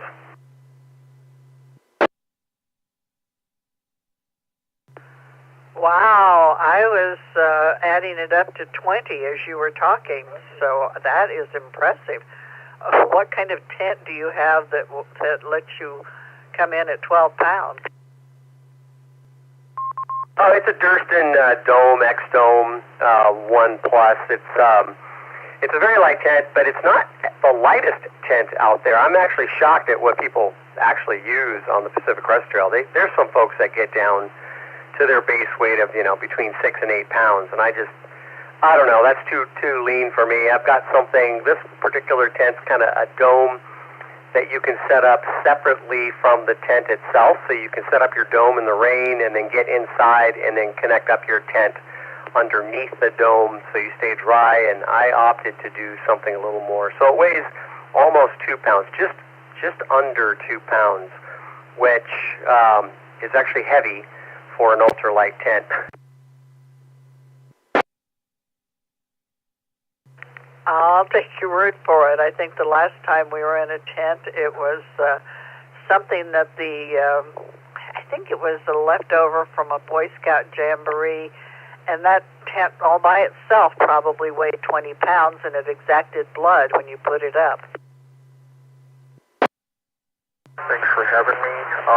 Yeah, I was listening to the First, I heard Jack on here. Well, what time is it? I thought it was like noontime. I go, no way. So I heard him and then I was like, oh, okay, great. Then I heard you come on. I got out of the service station getting my vehicle worked on. But anyways, let me break. About the lock, and it brought back a time. It's not really so much a boat thing, but I worked in telecom back then. Idaho, Moscow, Idaho, Washington, and all that brought me back to a time where we used to put in bidirect amplifiers in the locks near the dams and stuff, so they could communicate out of there.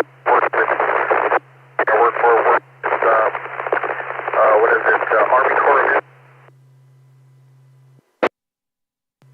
there, and I saw a lot of the law.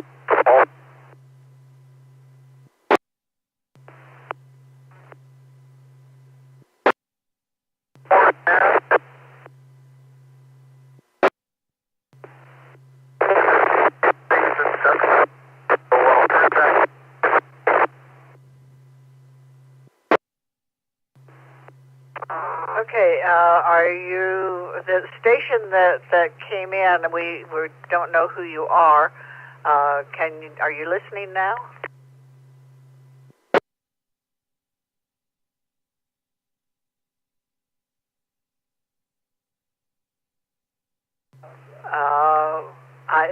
That wasn't you, Jeff, was it? If it was, you kind of 3/4 went away. No, that wasn't me, and I couldn't make out much of what he was saying. He was talking about his experience up in Idaho, and that's about all I got out of it.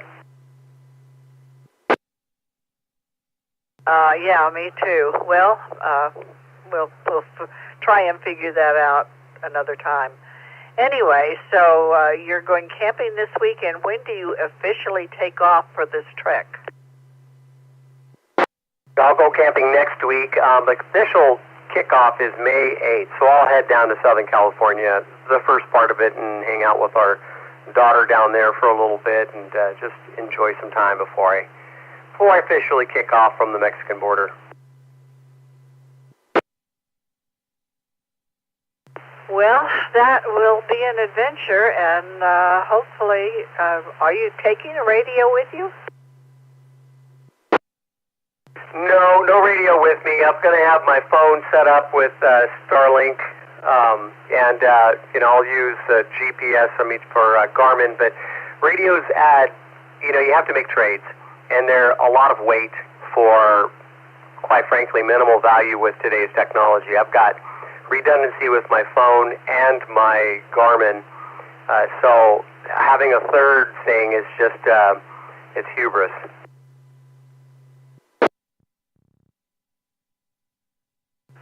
Well, that makes sense. Even as I said that, I thought, oh, no, he doesn't want to carry that extra little pound.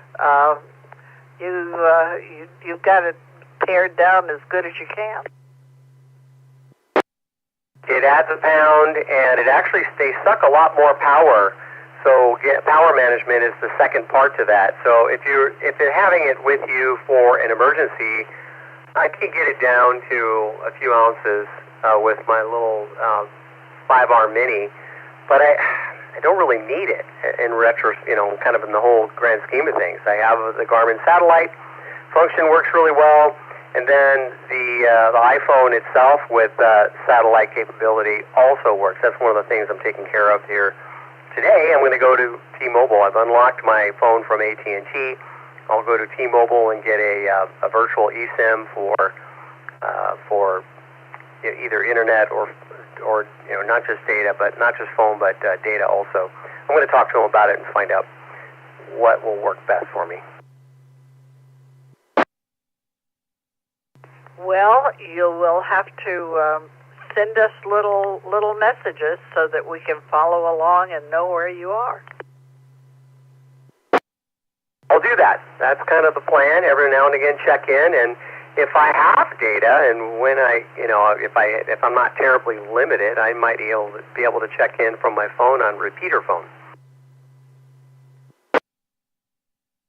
Hey Jeff, this is Gerry, W6EK. Earlier you said you were all set with your phone, and you mentioned StarLink. You taken something to do with StarLink along with you? So that's actually the T-Mobile version of StarLink. They have a data plan, and I'm not sure what the limitations are at this point, but when you're out there, that's what's kind of recommended for backpackers or thru hikers, is to get that T-Mobile plan. Well, that's kind of neat. I know that I'm on Verizon, and if you are absolutely in the boonies, a little satellite thing comes up, and I guess you can send a letter or two, not much, but that sounds great. I wonder, how much does it cost? That's what I'm going to find out, because I think it all depends on how much data you plan on using. And, of course, if it's really going to be as effective as they're claiming it to be. There's a little app I use called Where Am I At? Yes, it's bad English like that.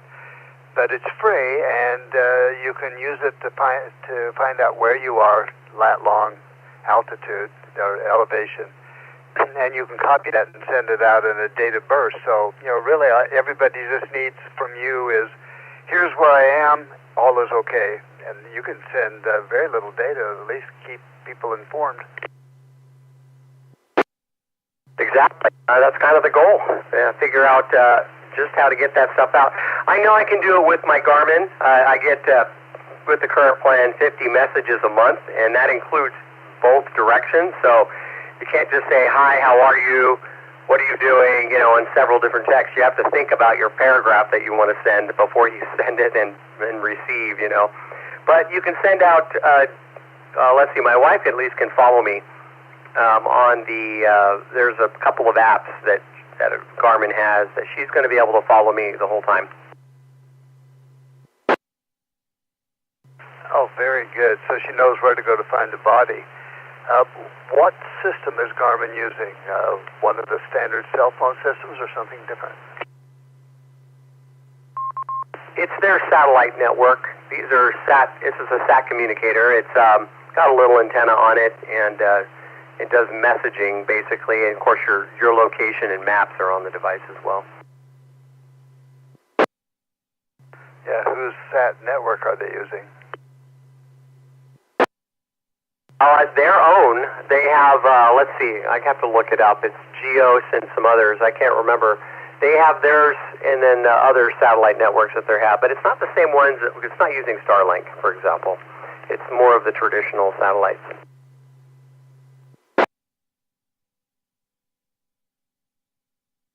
I have a web page that you can go to that shows all of the satellites up for various constellations. Have you seen that? I've seen several different maps, several different versions to pull up, but there's always some that are better than others. Yeah, this one shows every satellite. It's fascinating. I brought up the communications. Let's see, there are 4 constellations: Iridium, Global Star, Blue Walker, and Lynx. I don't see anything from Garmin. Well, Garmin, I think, is owned by, or at least a close partnership with, Global Iridium Network, and then they use others as well. And I'm looking it up right now. I'm trying to find what else they use.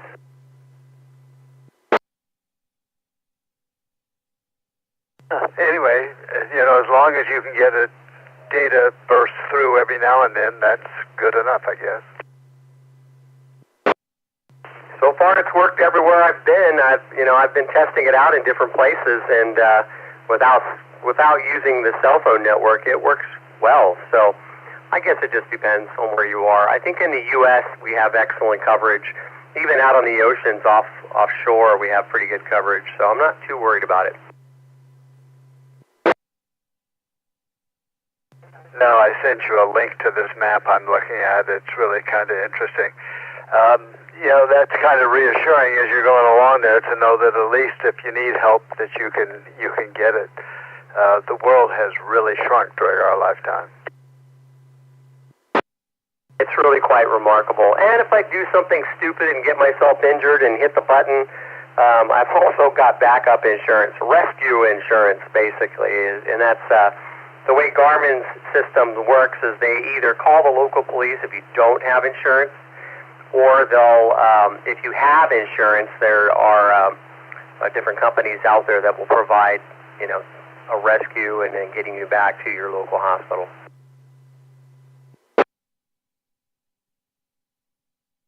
There's an outfit called MASA, M-A-S-A, Medical Assistance, something I don't remember what it stands for. But basically, I get the idea that they are airlifting subscribers when there's an emergency. And you may recall some of our club meetings. We had a presentation by CalStar, I think it was, and if you were a subscriber, you would have very little expense if they had to helicopter you out. So are you looking into one of those?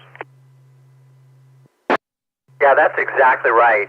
The difference is these different entities are they have territories, if you will, of operation. And so I got a larger network that basically contracts with one of those sub-networks. And so that works a little better. There are different kinds. I mean, there's international rescue. There's all kinds of services available, but I got one that's basically for backcountry. They'll helicopter me out and then get me to a local hospital, get stabilized, and if I want, send me home. Well, I look forward to talking to you after all this is over, and you're looking the expense line, the line on your ledger showing the expense for that insurance. Say, what a waste that was. I didn't need it. It's only a couple $100 a year, and that's going to be more. I think it's adequate for my purposes, at least for this year. And it's one of those things that I had already considered for, motorcycling, especially if you go off-road, and more importantly, you get different insurance when you travel out of the country for stuff like that. Yeah, that's true. We're going on a cruise here in August, and I bought insurance, and it includes the travel insurance like you're describing. So, well, we wish you well, and we'll look forward to your daily reports on your progress. How many miles a day do you expect to go, or is that a function of the terrain? I'm hoping to average 20 miles a day. Right now, when I'm hiking around here, it takes me 6 hours to cover 16 miles, so I don't think it's going to be too difficult to reach 20. in a day, and probably it'll pick up over time as I get my trail legs. Yeah, terrain makes a difference, but for the most part, it's your physical adaptation is what you have to count on. People are starting to go towards the end. They're moving at 25 to 30 miles a day. So I'm not that old. I mean, I'm not that young, and I'm comfortable with 20 to 25 miles a day. Yeah, I think that's a great goal. When I was in high school and Kennedy was president, he came out with this thing about hiking 50 miles in a day, and I don't remember what they called it, but it became a big deal. Everybody was going out on weekends and hiking 50 miles, and so our school decided to do it. And I was raised over in the Bay Area at Stanford, so we all went down to San Jose, to Santa Clara, actually, and we started there, and we were hiking up basically El Camino Real, and 50 miles would put us right in downtown San Francisco. That was the goal. By the time late afternoon rolled around, I had made it to San Mateo, so I never made my 50-mile goal. Yeah, if you don't do it regularly, that's a long day, no doubt about it. You're not used. Your muscles aren't used to it. The whole adaptation is all about energy management too. The mitochondria that get built up over training for this type of thing allows for the proper energy management for the job at hand, and our bodies adapt. Just doing it the one time, it's hard to do, but over time, you really do adapt to it. Well, I feel sorry for Denise when you get back, and every day you want to go out and hike 20 miles, at least around the yard picking weeds. That'll be kind of hard to come down from, won't it? It might. I might be completely happy to sleep in a real bed, but at the same time, yeah, I'll probably be doing laps. Thankfully, we don't live too far from the canyon, so if I get too troublesome, she'll just send me outside. Well, W6EK rides his e-bike down the canyon frequently, if not every day, very close to it. So you can chase him, and he can pull you back up if you can't make it. Yeah, the canyon from my house down and back is about 6 miles round trip through Cardiac, a steep hill, and some other paths. I don't know. From my house, I go down to Granite Bay. That's actually a pretty decent hike, by the way. It's there's quite a few more hills than just down and back, and I've gone out to the dam from my house to I'm just drawing a blank. The little lake on the North Fork. I'm just right now starts with a C. I'm just drawing a blank on the name, and back home. Just keep hiking around. Yeah, running. I'm not breaking new trails, but I'm wearing tread on my shoes. You may be thinking of Clementine. When you go down to Granite Bay, do you walk down to the lake and then take the trail that goes along the edge of the lake?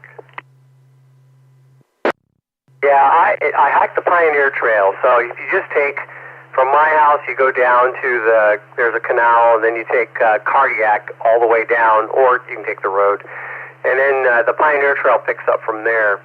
And Pioneer Trail goes from Sacramento to, and I think it's extending. There's different pathways that you can take, but they're trying to make it go all the way to Reno. And there probably is indirect ways to do that. But the Pioneer Trail itself starts out where I start seeing the signs at about 55 miles to Sacramento, to Discovery Park. And Granite Bay is, 16 miles or so from there. I don't recognize that name. I know when we had horses, we would go down and ride all over around Folsom Lake and up to Cool, and there were some hills you'd come down there where the horses would sit down on their rear legs and had their front legs fully extended. We'd just basically slide down the hill. It was a real heart-tupper. Nevertheless, we ran into lots of folks hiking and a lot of kids on bicycles that always scared the horses, so great time.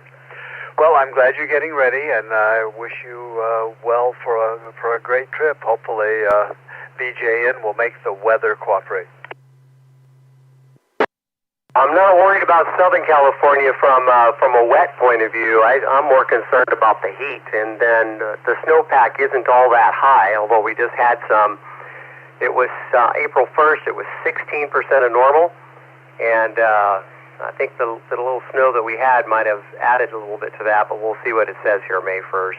In either case, I'll find out whether or not I'm a drowned wet cat next week. Hopefully I'll discover that it's okay. Have a great day. I'm going to go ahead and get on with my packing. It's time for me to put boxes together. This is KW6U73. 73's Jeff. This is W6EK. Back to Theta. Well, you have fun this weekend, Jeff, and we'll be expecting the report after you get done with your checking out your tent. This is W6EWF for the Coffee Break Net, KB6ED. Ed, good morning. Are you here or are you there? I'm here. I shouldn't say it like that. I'm here. Yeah. My dad has an appointment later today, so I'm kind of around. I usually leave to head back in the mornings on Thursday, but sticking around, and we're actually going to head up to Auburn and treat ourselves to some Mission coffee and have another Taco Thursday. Anyway, it's been a while since I've talked to you. Hello to you and to Gerry. Clara and I graduated from our training since I last spoke to you, and I think our behavior has improved, and I'm wondering if we're invited to Donuts in the Park. Are dogs welcome in that park and to that event?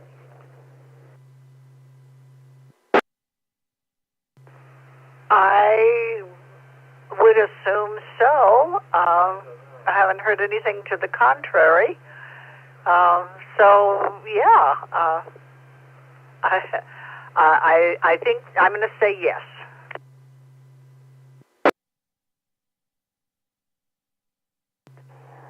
Well, that sounds great. I'm looking forward to it. And I'm also excited about the camp out. I know it's a ways away, but there's been a little bit of chatter about it on the net here, and I decided to go ahead and make the commitment. I got my space reserved, and I signed up for the snack table and the potluck, and I'm ready to go. Let's go.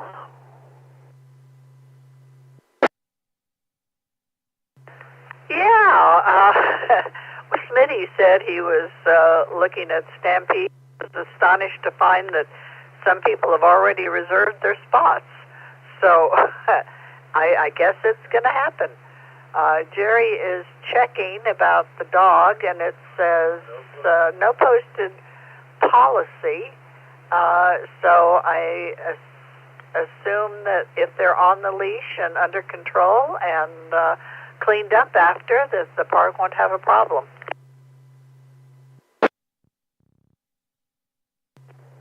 Oh, well, looking forward to that. And, yeah, I probably, if I got somebody's special space there at Stampede, I'm sorry, but if you snooze, you lose.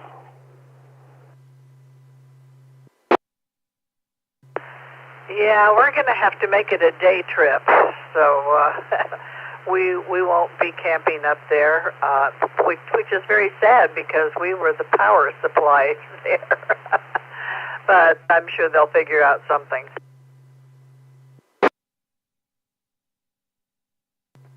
Yeah, is your RV already on its way out? Is it sold? Not sold, but we've emptied it all out, and everything is, it's ready to go when somebody decides they want it. So when diesel fuel comes down, yes, definitely. In sometime later on in the year, we may drive it up to Oregon and put it with one of those big RV places up there as a consignment and see if somebody there can can pick it up. It'll be a good camping home. It'll be a good camping home for people. But as long as it's not in California, California does not love us.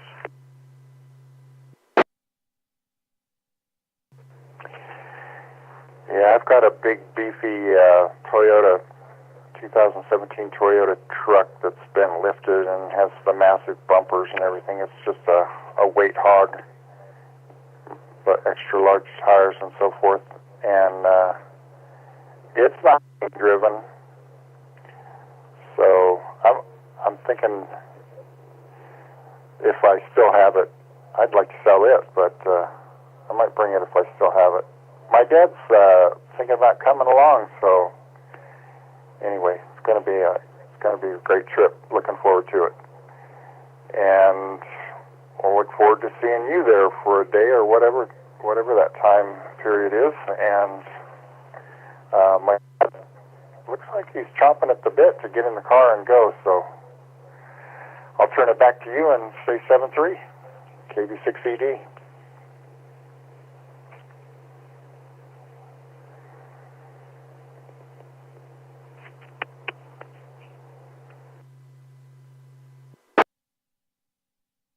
There we go. Well, you tell your dad hi for us, and you enjoy your coffee and your Taco Thursday. See, that doesn't just roll off the tongue like Taco Tuesday. You have a great day, and we'll talk to you later. This is W6EWF. This is the Coffee Break Net. Getting towards the end of the Coffee Break Net. Who else is out there who wants to join us and have a little conversation or do a quick in and out? If you want to be in and out, I'll put you at the top of the list. Who's out there? Whiskey November 4 Victor, WN4V in South Florida.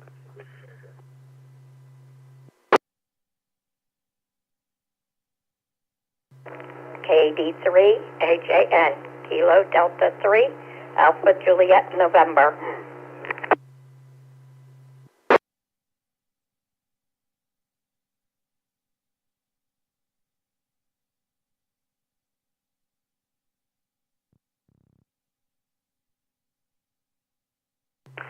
Well, let's see. Anna, we got you, KD3AJN, and John, WN4V in Florida. How is Florida this morning, John? This is W6EWF.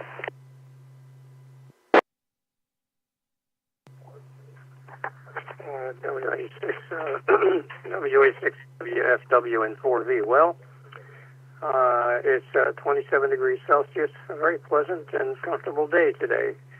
Just a slight breeze in this part of Florida. I'm on the west coast of Florida, by the way. And I listened to part of the conversation about ambulatory insurance for ambulances. And we're fortunate here. I'm within 10 miles of 3 major trauma centers. So, and one is within 5 minutes of my house. So I guess we're quite fortunate here. Sarasota is only about 12 miles away to the south. And there was a question posed earlier about a net in Jamaica. There are Echolink nets and HF nets down in that part of the world, but I don't happen to have the information handy at the moment. But there are nets on 40 meters, and I believe there's one on 20 meters too. And I'm sure there are some nets from Jamaica as well, at least one. So they do exist. And if that person is still listening, I hope that helps. Over.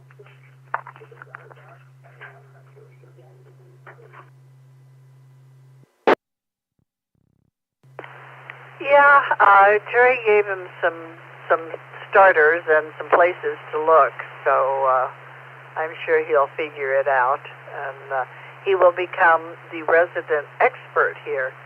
On the where we are, it's kind of hard to get to Jamaica. It's usually in the wrong direction and too far away for most of what we do. But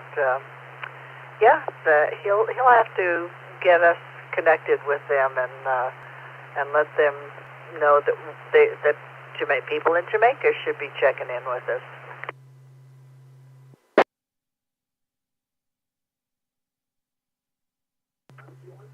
All of the nets that I have checked into in that area, since I have no HF capability.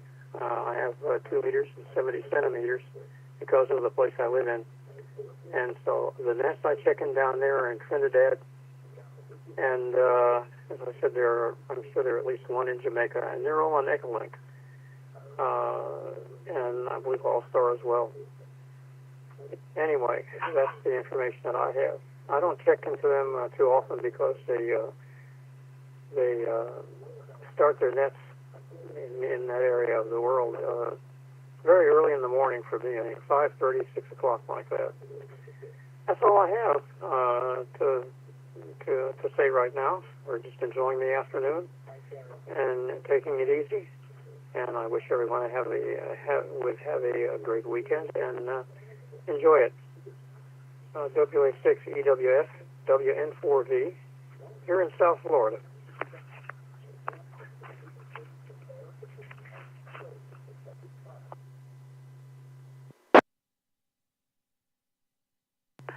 Very good, John. Well, you have a great day. This is W6EWF KD3AJN. Good morning, Anna. How are you doing?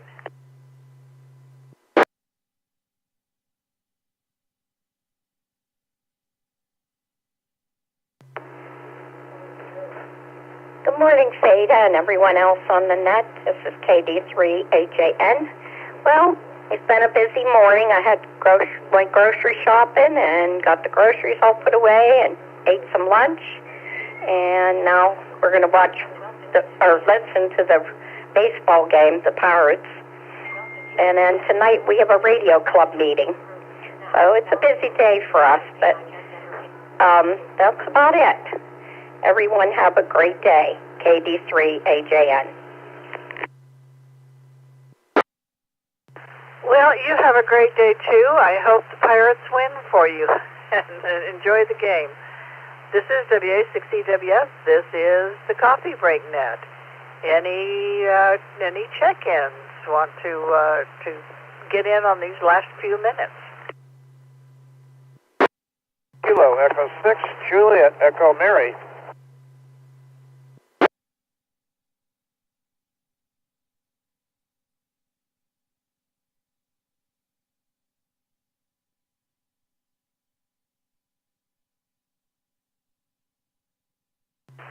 Okay, Kilo Echo 6, Juliet Echo Mary. Good morning. Is this your first time checking in with us? Oh, no, I've been checking in for the last few weeks. Got my initial call sign after 55 years of inactivity on Christmas Day, and then got my replacement vanity call on the 16th of January. But I didn't actually go on the air until about mid-March because I was waiting for some gear to arrive. So I've been on and off on the Coffee Break Net several times. Brian was actually the first contact that I made after 55 years, and he was gracious enough to send me a nice QR card, so that was kind of nice. I'm actually heading down to Tulare tomorrow for the Antique Farm Equipment Show, and who knows, I might be able to go mobile on a tractor, which would be kind of a unique experience. So that's where I'm at right now. Oh, Antique Farm Equipment. Boy, some of that stuff is really amazing. You think, boy, they did figure out how to help create things to help make farming a little bit easier. That's for sure. I have 9 tractors of my own. The oldest is 1920, but I have several in the 30s and a few that were made in the 40s, and then I have a big logging tractor that was 1957. So I have a range of tractors. I kind of specialize in crawlers, and the brand would be Cletrac, if anybody's heard of that. Cletrac was established in 1916, Cleveland Tractor Company, and then through the years was later purchased by Oliver Corporation and in 1944, and then subsequently Oliver was bought out by AGCO. So quite a history there. And the Tulare show is really interesting because you see a lot of antique implements, things that you don't normally see all the time, cotton pickers and different harrows and discs and all kinds of stuff. Anyway, Kilo Echo 6, Juliet Echo Mary.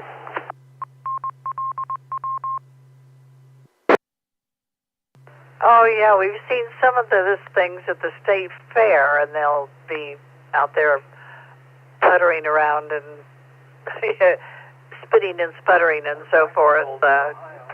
And in Ohio, we actually went to a tractor pull in Ohio, which is, I mean, those tractors are not, those aren't farming tractors. Those are pulling tractors.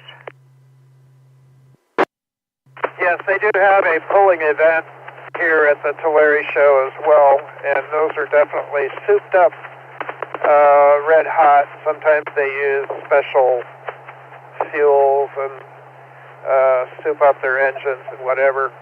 But yeah, no, the kind of equipment that I'm interested in is the old time stuff, and it works just as well as when it was built.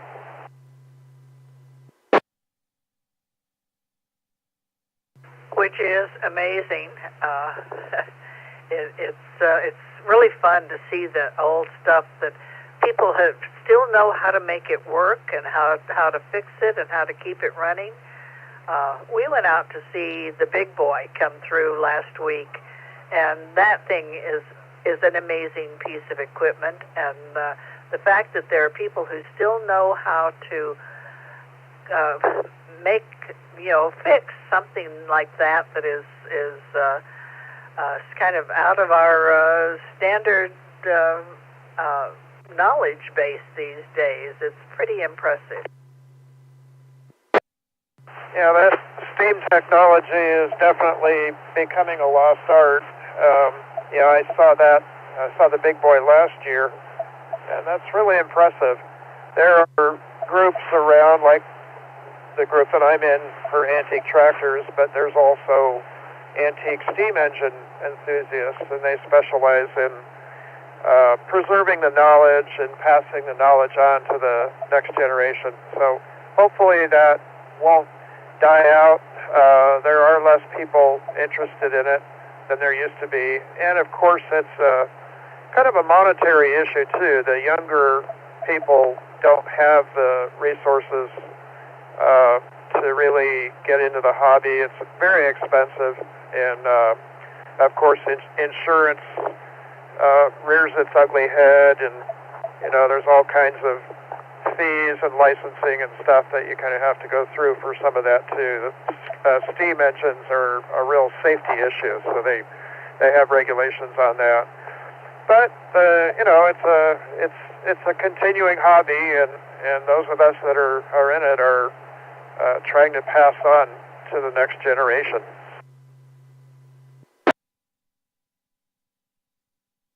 Well, it's kind of like old cars. We have friends who are advocates of these old cars, and trying to get young people interested in them. They just can't.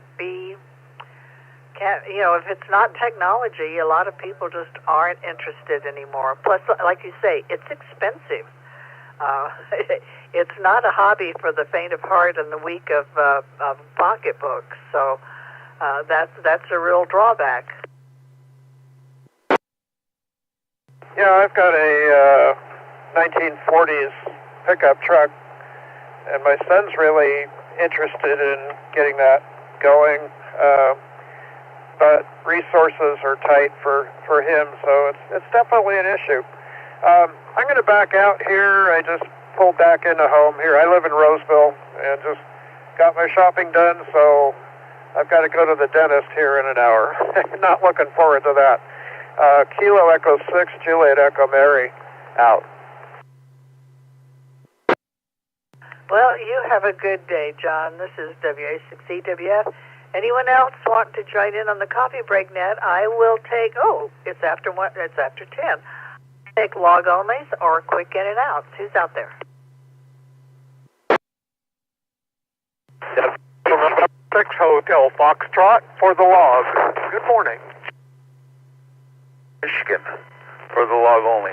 Good morning, Theta, Gerry, Rocky.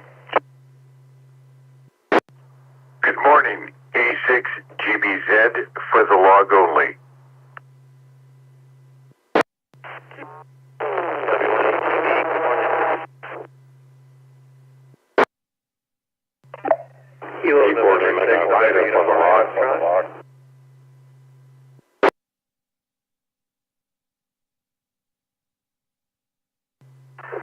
KN6 SSP, morning Theta for the log only.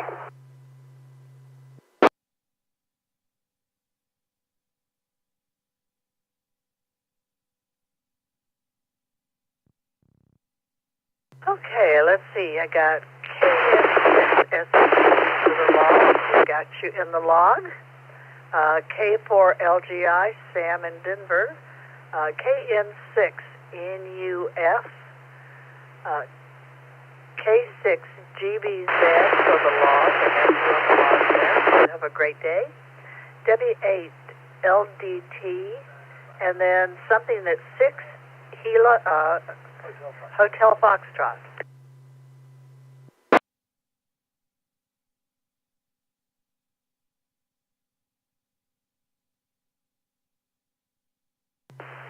So somebody who had a call ending in 6 Hotel Foxtrot. Who is that?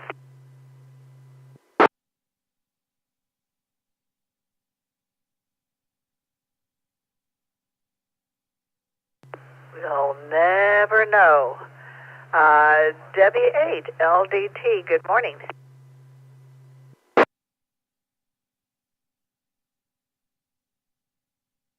Good morning, Theta. I'm actually for the log only. I'm about ready to pull into my lunch location, but good morning to you, Gerry and Rocky. Hope you guys have a wonderful day. W8LDT. I'll be clear, QRT. Enjoy your lunch. Let's see. We had KN6 NUF. Joshua, good morning. Good morning, Theta, and good morning, Gerry. Hope you guys are having a wonderful day. I'll let you guys get on with the net. I don't have anything new to share today. Just enjoying the nice, cool weather while it lasts. Everyone have a good one. KN6 NUF clear. Indeed. We'll soon be complaining about it being too hot. This is W6EK for the Coffee Break Net. Who else do we have out there who wants to get in on the log? 21 ATV for the log. Good morning. KN6MED, good morning. And for the log only, everybody have a great day. N6MED. Kilo Mike 6, Mike for the log, please, Theta. KI6TC with question.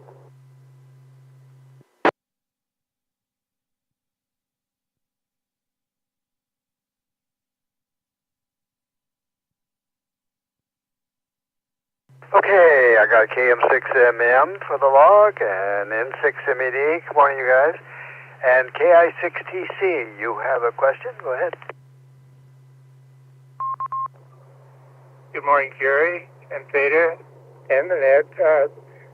I have a cousin that's really interested in old tractors, and he has old equipment and tractors. And anyway, I'd like to connect him with the fellow that was just on that just checked into the net that had the old tractors. I'm on the road with Edward, and it's noisy here, and I can't really hear well. But Gerry, if you would send the fellow's information to me, I'm good on QRZ.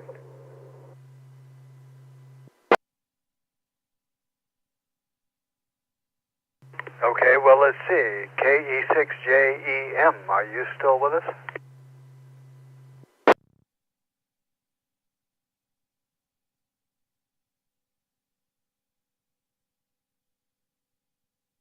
He was just arriving wherever it was he was going. I can send you his call sign. You can look it up on QRZ. That's probably the best I can do, Glenn.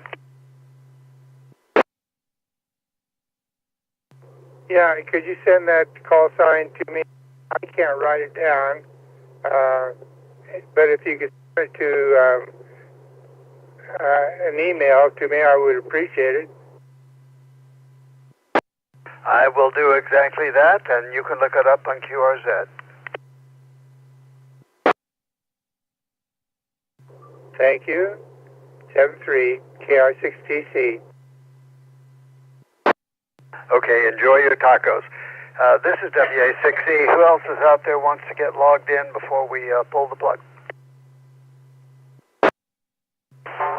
Kilo Bravo 7 Delta Foxtrot Pop at KB 7 DSP, Ken in Twin Falls.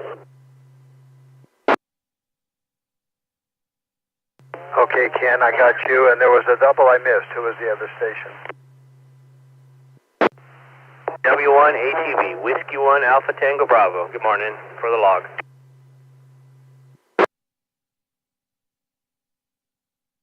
Okay, Aaron, I got W1ATB. Anybody else?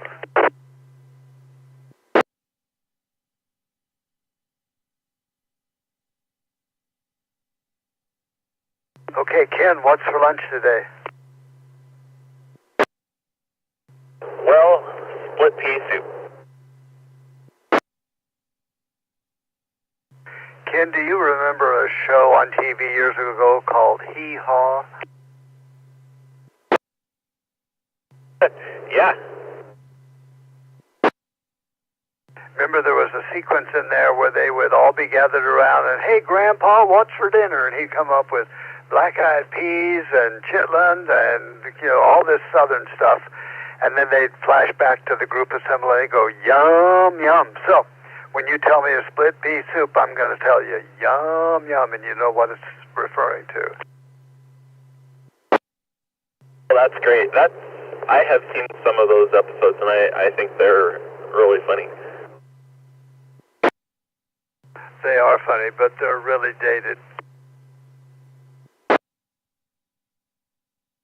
There's one about pain and agony or something on me, and they're just, if they had any luck at all, they just have bad luck. Yeah, if it wasn't for bad luck, they'd have none. And Roy Clark and the other fellow whose name escapes me, they could really play those guitars. Oh yeah, that was amazing. Great musicians. Okay, I'm going to give the mic back to Theta, who's going to pull the plug and return this repeater back to its normal existence, whatever that is. See you guys later. This is W6E. Back to Theta. And this is W6EWF, and indeed, I am going to say this is the end of the Coffee Break Net for today. The Coffee Break Net is sponsored by the Sierra Foothills Amateur Radio Club on the W6EK Repeater, located in Auburn, California, where the sun is always shining, the birds are singing, and the fish are jumping. This is W6EWF, hoping everybody has a lovely day. Bye-bye.